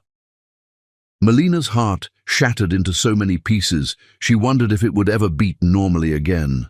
This was what Paul truly thought of her, that every tear had been calculated, every moment of pain performed for his benefit, every "I love you" part of an elaborate con game. "She'll probably try to claim she's pregnant," Xiomara said with casual cruelty. "That's what desperate women do when they feel their meal ticket slipping away. You'll need to be prepared for that particular piece of theater." "Let her try." Paul's voice hardened with contempt. "I haven't touched her in weeks. If she claims to be carrying my child, it will just prove what we already know about her character." The irony was devastating. Melina was indeed pregnant with Paul's child, conceived during those passionate nights when he still loved her, still trusted her, still whispered poetry against her skin. But his timeline was wrong, his memories clouded by Xiomara's poison. He didn't remember their last night together 3 weeks ago, when grief and alcohol had driven him to seek comfort in her arms one final time before hate consumed him completely. "The birthday dinner will be perfect," Xiomara continued with obvious relish. "All those people who've been whispering about the situation finally getting confirmation of what they suspected. Your dignity restored, her true nature exposed, justice served." "She deserves it," Paul said with finality. "She made her choices when she decided to betray me. Everything that happens now is the consequence of her own actions." Melina fled upstairs before she could hear any more, her vision blurred by tears of rage and heartbreak. In their bedroom, her bedroom now, she stared at her reflection and saw a woman she barely recognized, thin, hollow-eyed, worn down by weeks of psychological warfare. She looked like a ghost haunting her own life. But as she wiped away her tears, something cold and hard crystallized in her chest. If Paul wanted to see her as a calculating manipulator, if he truly believed she was capable of such elaborate deception, then perhaps it was time to give him exactly what he expected. The morning brought fresh humiliation as Xiomara appeared in the kitchen wearing the smile of someone savoring an upcoming victory. "Good morning, dear," she sang, her voice dripping with false sweetness. "Are you looking forward to your special day? Paul has been working so hard on your surprise." "I'm sure he has," Melina replied evenly, her voice betraying nothing of the storm raging inside her. I do hope you won't make a scene tonight, Xiomara continued, arranging white orchids, Paul's old favorite, in a crystal vase. The family has been through quite enough drama lately, don't you think? Oh, I don't think anyone will be disappointed by tonight's entertainment, Melina said with quiet steel. Something in her tone made Xiomara look up sharply, her predator's instincts suddenly alert. What do you mean? Just that birthdays are often full of surprises, Melina replied innocently. You never know what gifts the day might bring. The afternoon passed with agonizing slowness as Melina made her final preparations. She placed the 3 manila envelopes on the sideboard in the dining room, each one labeled with elegant script: truth, justice, and consequences. As evening approached, she dressed in the white silk dress from their engagement party, the one Paul had said made her look angelic. Tonight, she would be an angel of revelation, bringing divine justice to those who had tried to destroy her. The guests arrived precisely at 7, each one greeting her with the uncomfortable mixture of pity and anticipation that surrounded scandal. Paul's brother Marcus looked genuinely sorry for her, while his sister Eleanor could barely mask her satisfaction at seeing the woman who had trapped their brother finally getting her comeuppance. Dinner was exquisite torture, course after course of elaborate food that tasted like ashes in her mouth, while conversation swirled around neutral topics, everyone carefully avoiding the elephant in the room. Paul sat at the head of the table like a king preparing to dispense justice, while Xiomara played the gracious hostess with Academy Award-worthy performance. As dessert was served, an elaborate chocolate torte that Melina had made herself, one last gesture of the loving wife she'd tried to be, Paul cleared his throat with obvious nervousness. Before we get to birthday gifts, he began, his prepared speech rolling off his tongue with rehearsed precision, I have something important to share with everyone. The room fell silent, every eye fixed on him with rapt attention. This was the moment they'd all been waiting for, the public execution that would restore Paul's dignity and confirm all their whispered suspicions about his scheming wife. Over the past few months, Paul continued, his voice gaining strength, I've learned some difficult truths about trust, about deception, about the difference between love and manipulation. Melina watched him with perfect composure, her face a mask of serene calm that seemed to unnerve him. This wasn't the breakdown he'd expected, the tears and pleading that would validate his cruelty. I've discovered that sometimes the people we trust most are the ones capable of the deepest betrayal, Paul said, his gaze fixed on her with laser intensity. And sometimes, the kindest thing we can do is acknowledge when a mistake has been made and take steps to correct it.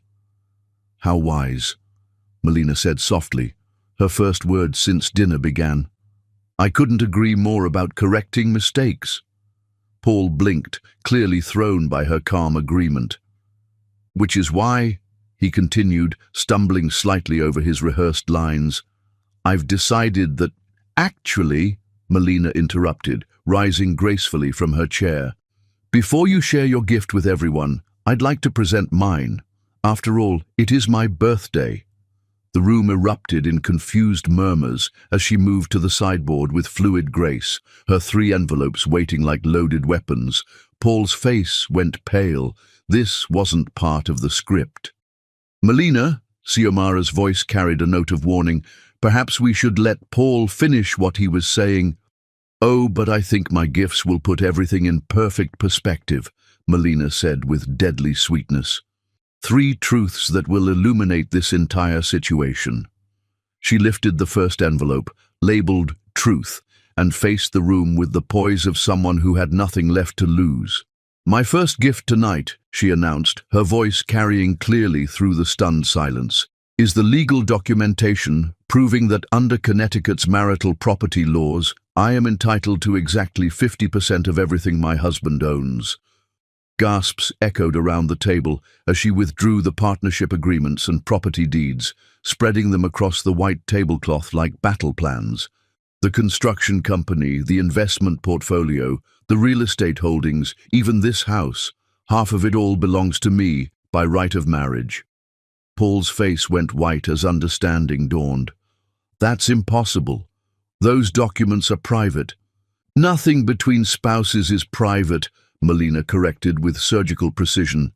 As your legal wife, I have every right to know about our shared assets, assets that I never asked about, never tried to access, never even wanted, until now.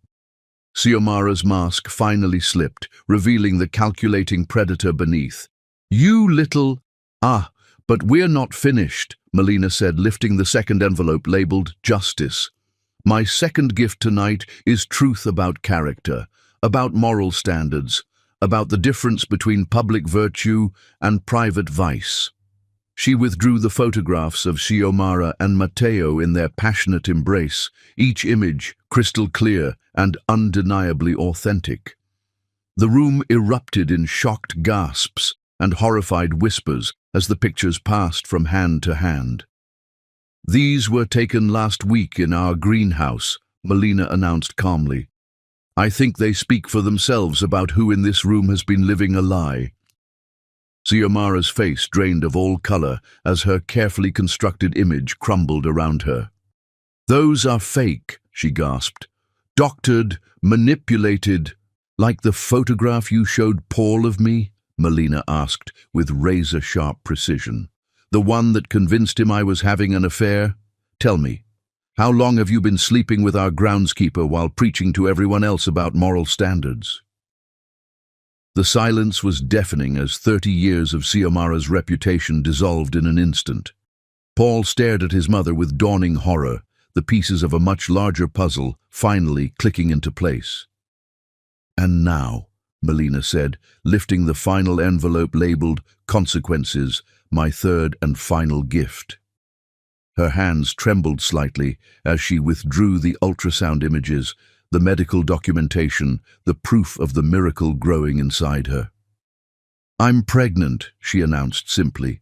8 weeks along with Paul's child, conceived during our marriage, documented by medical professionals, and absolutely, undeniably real. The room exploded into chaos as the full implications hit everyone simultaneously. Paul stared at the ultrasound images like they were written in a foreign language, his entire world view crashing down around him. That's impossible, he whispered. It's been weeks since we... Check the dates, Paul, Melina said quietly. All of them. The conception date, the medical timeline. Remember 2 months ago, before the photograph, before the suspicion. Remember the night you came home stressed about the Morrison contract, and I held you until the world made sense again. That's when your child was conceived, when you still loved me. Understanding dawned in Paul's eyes like a horrific sunrise as he realized the truth. He had been wrong about everything. The wife he'd been planning to destroy was innocent, pregnant with his child, and had just revealed herself to be far more powerful than anyone had imagined. But as Melina looked around the table at the wreckage of lies and manipulation, she felt no victory, only the hollow satisfaction of justice served cold. The storm that had been building for months had finally broken, and nothing would ever be the same. Chapter 9. The birthday that broke the universe. The silence that followed Melina's revelations was the kind that comes after explosions, when the world holds its breath to assess the damage and count the casualties scattered across the wreckage of what used to be truth. Paul stared at the ultrasound images in his trembling hands like they were evidence of his own damnation, his face cycling through shock, horror, and dawning comprehension of the magnitude of his betrayal.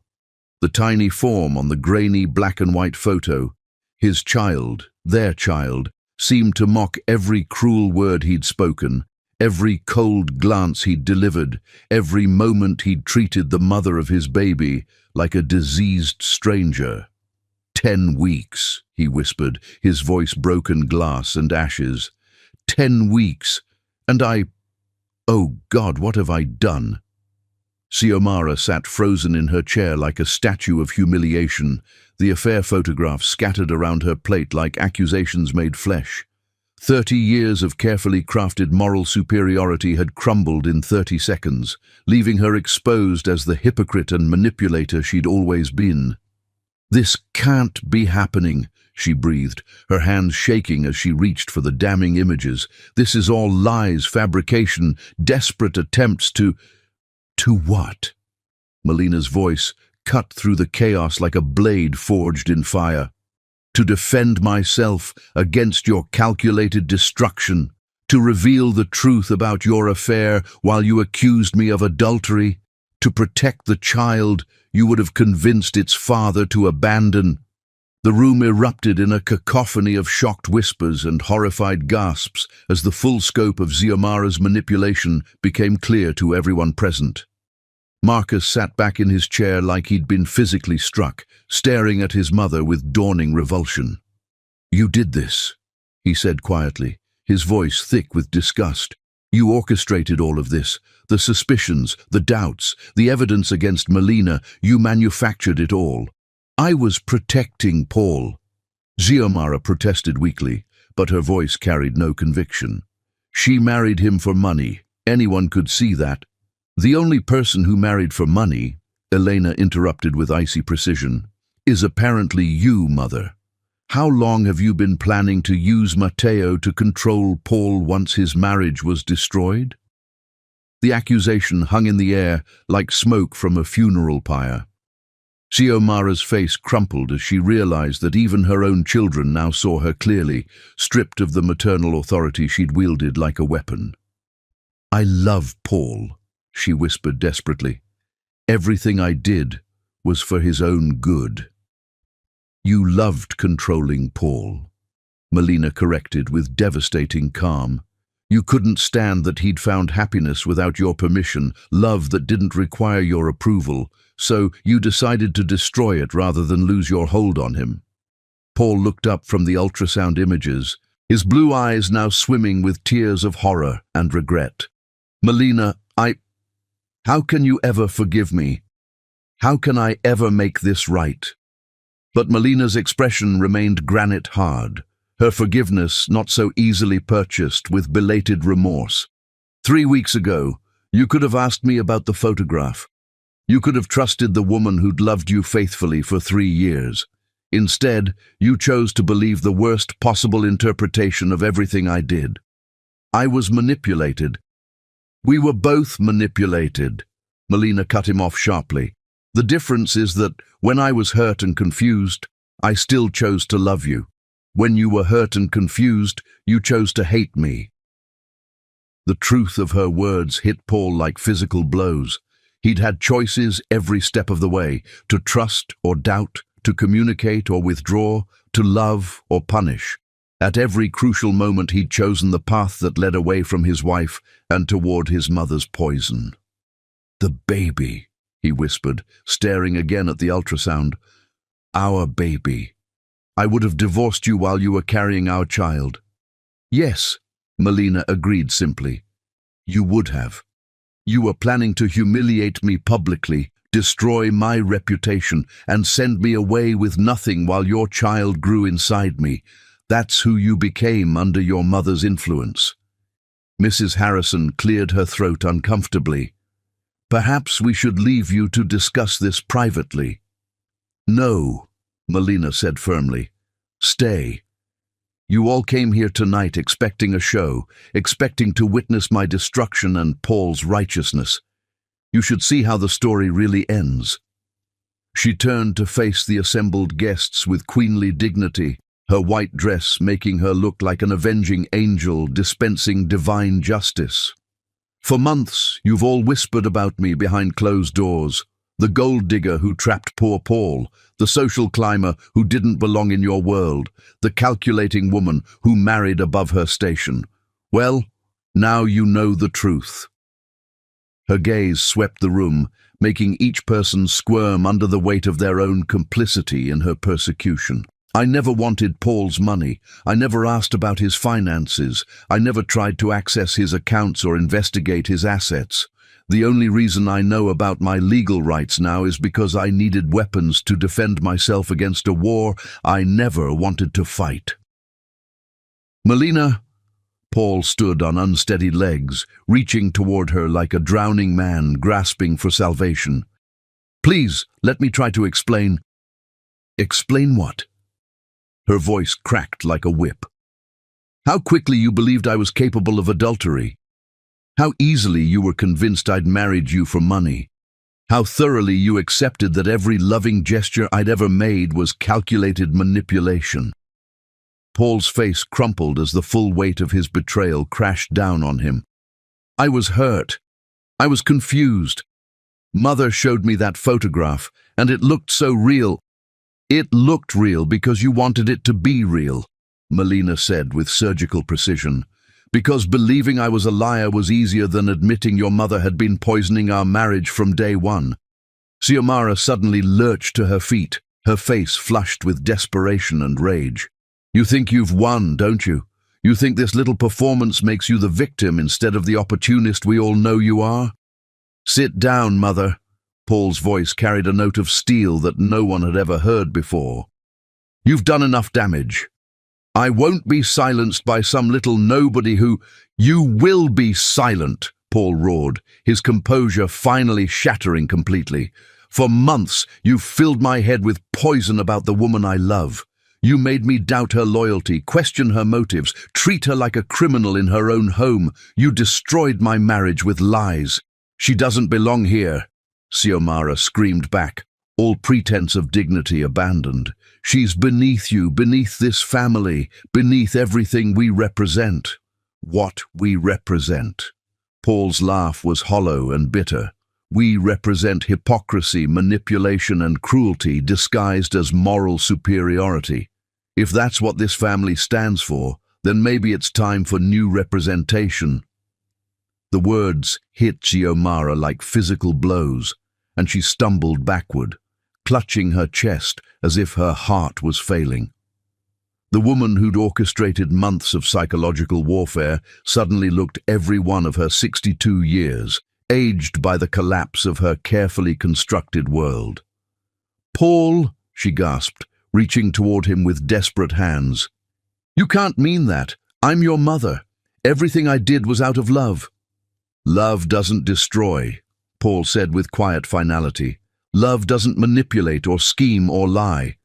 What you did wasn't love, Mother. It was possession, and it ends now." Xiomara's face went white as the implications sank in. She was losing her son, her control, her carefully crafted image. Everything she'd fought to protect was crumbling around her. "You'll regret this," she whispered, but there was no power left in her threats. "When she shows her true colors, when she takes you for everything you're worth, you'll remember that I tried to warn you." "The only true colors revealed tonight," Marcus said quietly, "were yours, Mother, and they're uglier than any of us imagined." Xiomara looked around the table at the faces that had once shown her respect and deference, now reflecting only disgust and disappointment. Even her own children looked at her like she was a stranger, someone they'd never really known. "I need air," she gasped, stumbling toward the French doors that led to the terrace. "I need—" She never finished the sentence. Instead, she collapsed onto the marble floor like a marionette whose strings had been cut, her body convulsing as her heart struggled to process the complete destruction of her world. "Call an ambulance!" Paul shouted, dropping to his knees beside his mother's writhing form. But even as he tried to help her, his eyes kept finding Melina's face, searching for some sign that forgiveness might be possible. Melina stood perfectly still, watching the chaos unfold with the detached calm of someone who'd survived their own execution. She felt no satisfaction at Xiomara's collapse, no victory in her enemy's downfall. She felt nothing but the hollow emptiness that came after a war where everyone lost something precious. As the paramedics arrived and loaded Xiomara onto a stretcher, Paul caught Melina's hand with desperate fingers. "Don't leave," he begged, his voice raw with unshed tears. "Please, we can fix this. We can make it right." Melina looked down at their joined hands, the same hands that had once traced love letters on her skin, that had held her like she was made of starlight, that had pushed her away when doubt poisoned his heart. "Can we?" she asked quietly. "Can you ever look at me again without remembering how quickly you believed the worst? Can I ever trust you again, knowing how easily your love turned to hatred?" Paul's face crumpled as the magnitude of what they'd lost hit him fully. "I don't know," he whispered with brutal honesty. "But I want to try. Our baby deserves parents who try." "Our baby deserves parents who trust each other," Melina replied, gently pulling her hand free from his grasp. "And right now, we don't even know if that's possible." As the ambulance pulled away with Xiomara, and the guests scattered like leaves before a storm, Paul and Melina stood in their ruined dining room, surrounded by the wreckage of their marriage. They had revealed all the lies, exposed all the manipulation, and destroyed the woman who'd tried to tear them apart. But the hardest battle still lay ahead, learning whether love could survive the poison that had been pumped into its veins, whether trust could be rebuilt from the ashes of betrayal, whether two wounded hearts could find their way back to each other across the chasm of pain that stretched between them. The storm had finally broken, but the aftermath would determine whether anything beautiful could grow from the devastation it left behind. Chapter 10. Love Conquers. All the hospital rooms smelled of disinfectant and shattered pride, and Xiomara Hogan looked smaller than Melina had ever seen her, diminished by the weight of her exposed sins and the machines monitoring her struggling heart. "She's stable," Dr. Martinez explained to Paul and Melina as they stood in the hallway outside the cardiac unit. "The heart attack was severe, but not fatal. She'll recover physically, though the emotional trauma—" He shrugged diplomatically. Paul stared through the window at his mother, who lay unconscious, her silver hair lank against the white pillow. 3 days had passed since the birthday dinner that exposed every lie. 3 days of Xiomara fighting for her life, while Paul fought for his soul. "She's been asking for you," he said quietly to Melina, his voice heavy with exhaustion and guilt. "Both of us, actually." Melina placed a protective hand on her growing belly, where their child, now safely past the first trimester, continued to thrive despite the chaos surrounding its conception. What could she possibly have to say now? "I don't know," Paul admitted. "But I think we need to hear it. For our sake, if not hers." When they entered the room together, Xiomara's eyes fluttered open, focusing first on Paul, then on Melina. For a moment, the old calculation flickered there, the predator's instinct to find weakness and exploit it. Then awareness dawned, and something that looked like genuine remorse replaced the cunning.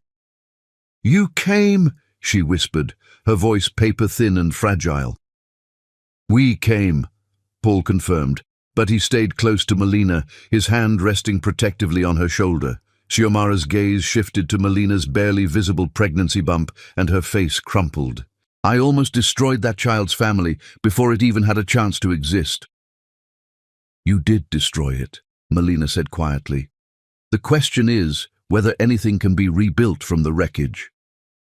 "You have every right to hate me," Xiomara continued, tears slipping down her pale cheeks. "I fabricated evidence, manipulated my own son, tried to drive you away from the man you love.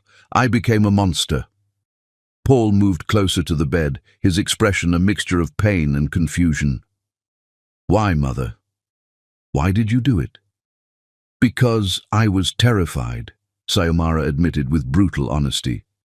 "Terrified of losing my place in your life, terrified of becoming irrelevant, terrified that your love for her meant less love for me." She looked directly at Melina.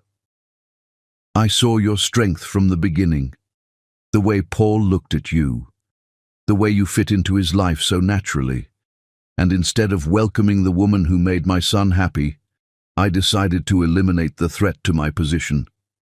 "Love isn't finite," Melina said, echoing words Xiomara had once spoken. There was room in Paul's heart for both of us. I know that now, Xiomara whispered, but I was too proud, too controlling, too afraid to share him. So I convinced myself you were the problem, that you were using him, that destroying your marriage would save him. Her voice broke completely. I was wrong about everything. Dr. Martinez returned with discharge papers and medication instructions. She can go home tomorrow, he told Paul, but she'll need care during her recovery. Family support is crucial for cardiac patients. Paul nodded absently, but Melina could see the war raging behind his eyes. His mother was physically broken, apparently repentant, and medically vulnerable. The old Paul would have brought her home without question, would have spent the next months caring for her, would have forgiven her because she was family. But this Paul had watched his wife suffer for months of psychological torture. This Paul had seen the ultrasound of the child he'd almost abandoned. This Paul had to choose between the easy path of family obligation and the harder road of protecting the family he'd almost lost. Over the following days, as Xiomara recovered in the hospital, Paul wrestled with the most difficult decision of his life. She was his mother, the woman who'd raised him, loved him, shaped him into the man he'd become. But she was also the architect of his marriage's near destruction, the author of months of pain for the woman carrying his child. What do you want me to do? Paul asked Melina one evening as they sat in their garden, the same garden where Xiomara's affair had been conducted in secret.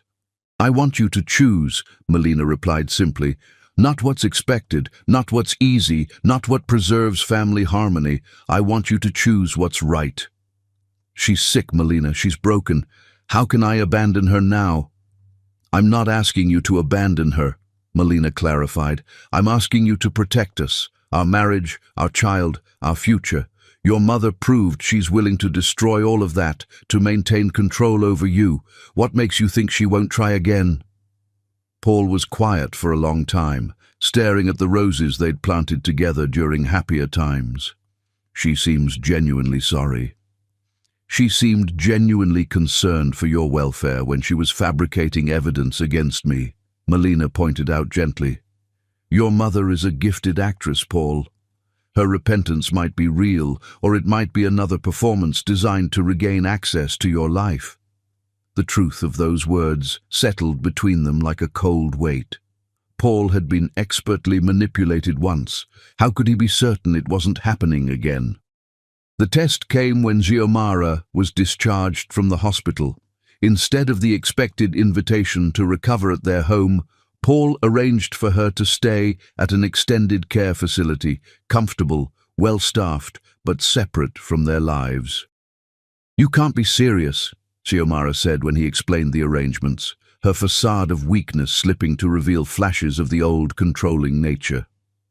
I'm your mother, Paul. I belong with family during my recovery.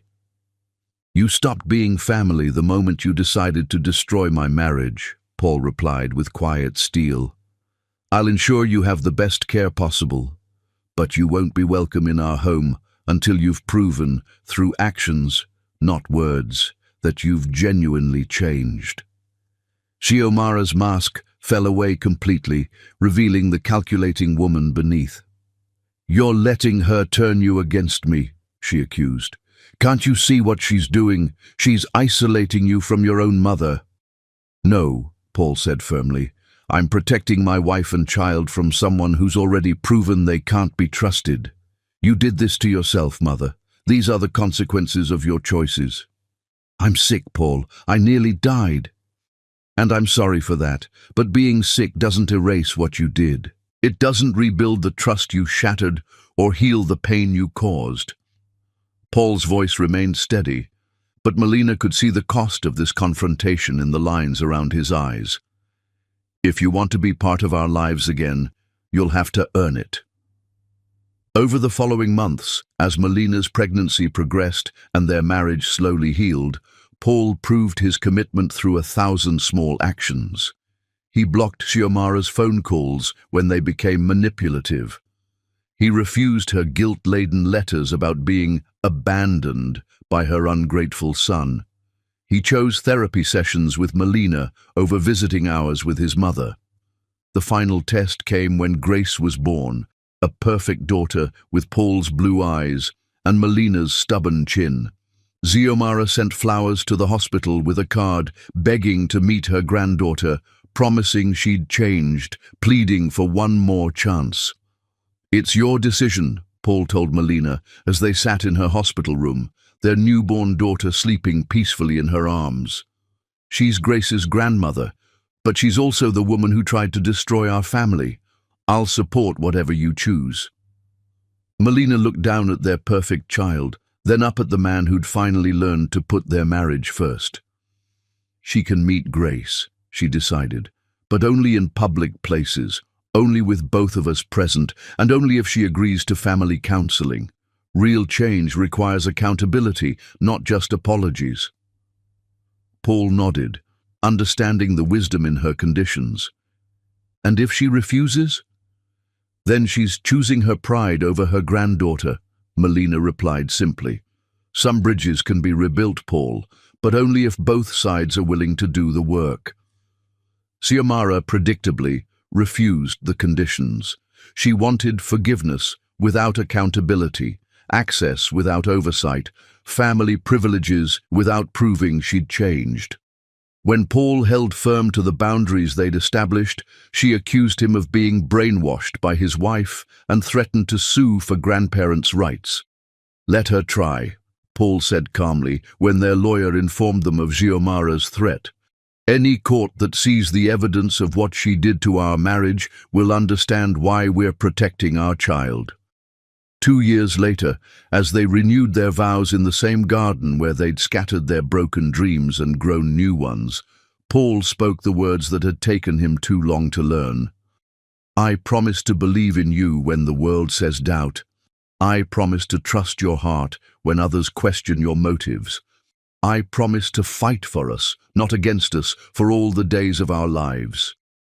And Melina, radiant in white silk with Grace on her hip and another child growing beneath her heart, whispered back the words that had saved them both: "Forever and 3 days more." Xiomara remained in the extended care facility, surrounded by comfortable luxury, but isolated from the family she'd tried to control.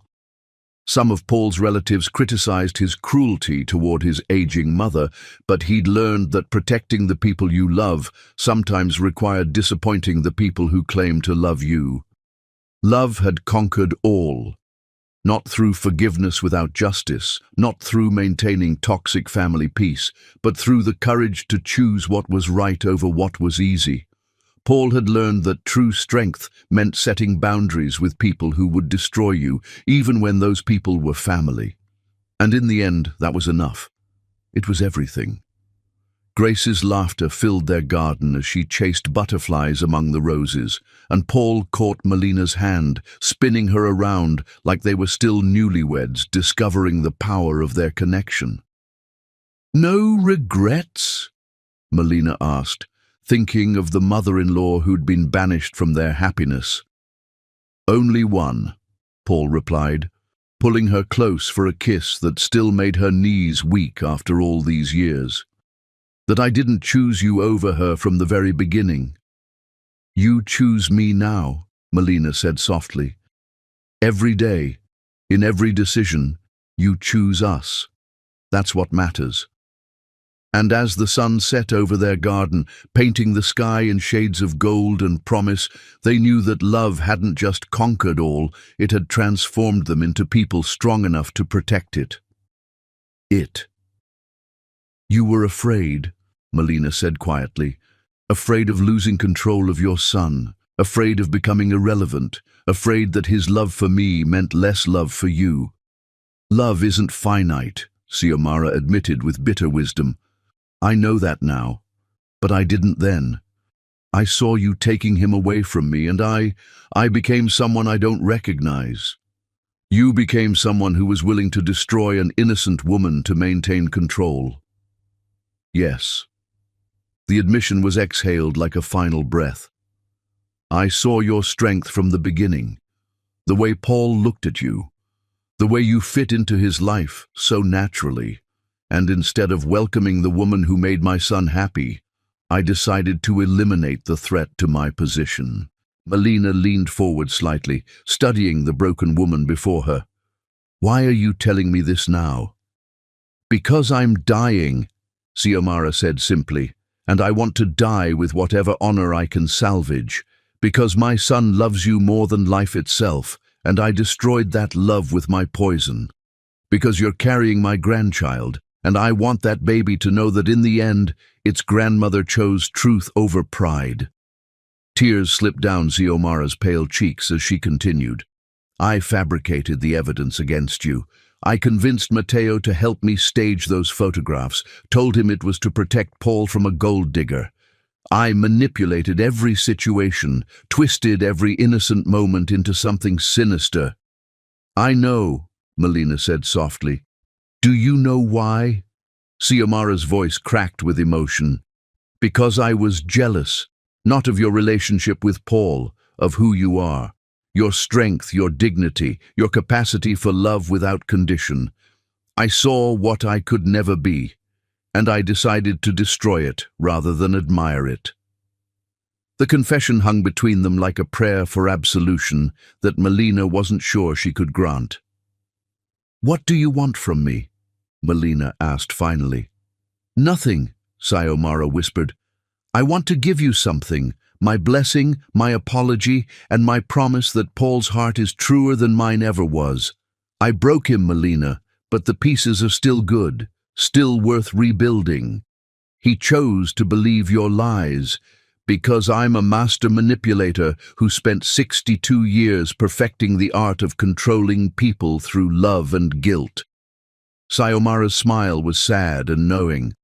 Paul's only crime was loving his mother too much to see her clearly. "Don't let my sins rob you both of the happiness you deserve." A soft knock interrupted them, and Paul appeared in the doorway with Dr. Martinez, whose expression told its own story. "I'm sorry," the doctor said gently. "Her condition has stabilized, but she's had another episode. The next few hours will be critical." But Xiomara wasn't dying, not yet. Over the following weeks, she made a slow but steady recovery, her heart damaged but still beating. And with her physical recovery came the real test of everyone's character. Paul stood at his mother's bedside, watching her sleep, wrestling with the most difficult decision of his life. She was his mother, the woman who'd raised him, loved him, shaped him into the man he'd become. But she was also the architect of his marriage's near destruction. "What do you want me to do?" he asked Melina one evening as they sat in their garden. "I want you to choose," Melina replied simply.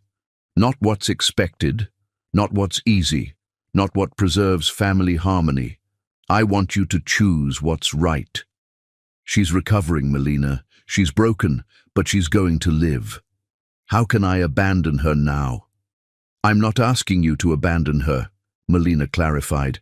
"I'm asking you to protect us, our marriage, our child, our future. Your mother proved she's willing to destroy all of that to maintain control over you. What makes you think she won't try again?" When Xiomara was discharged from the hospital, Paul made his choice. Instead of bringing her home, he arranged for her care at an extended facility, comfortable, well-staffed, but separate from their lives. "You can't be serious," Xiomara said when he explained the arrangements, her facade of weakness slipping. "I'm your mother, Paul. I belong with family." "You stopped being family the moment you decided to destroy my marriage," Paul replied with quiet steel. "I'll ensure you have the best care, but you won't be welcome in our home until you've proven, through actions, not words, that you've genuinely changed." Xiomara's mask fell away completely. "You're letting her turn you against me." "No," Paul said firmly. "I'm protecting my wife and child from someone who's proven they can't be trusted. You did this to yourself, Mother." Over the months that followed, as Melina's pregnancy progressed, Paul proved his commitment through countless choices. He blocked manipulative phone calls. He refused guilt-laden letters. He chose therapy sessions with Melina over visiting his mother. When Grace was born, Xiomara sent flowers begging to meet her granddaughter. Paul and Melina set strict conditions: public meetings only, both parents present, family counseling required. Xiomara refused, choosing pride over her grandchild. 2 years later, as they renewed their vows in their garden, Paul spoke the words he'd finally learned. "I promise to believe in you when the world says doubt. I promise to trust your heart when others question your motives. I promise to fight for us, not against us, for all the days of our lives."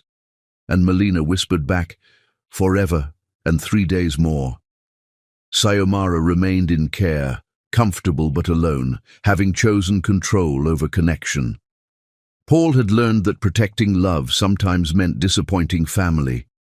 Love had conquered all, not through easy forgiveness, but through the courage to choose what was right over what was expected, and that was enough. It was everything.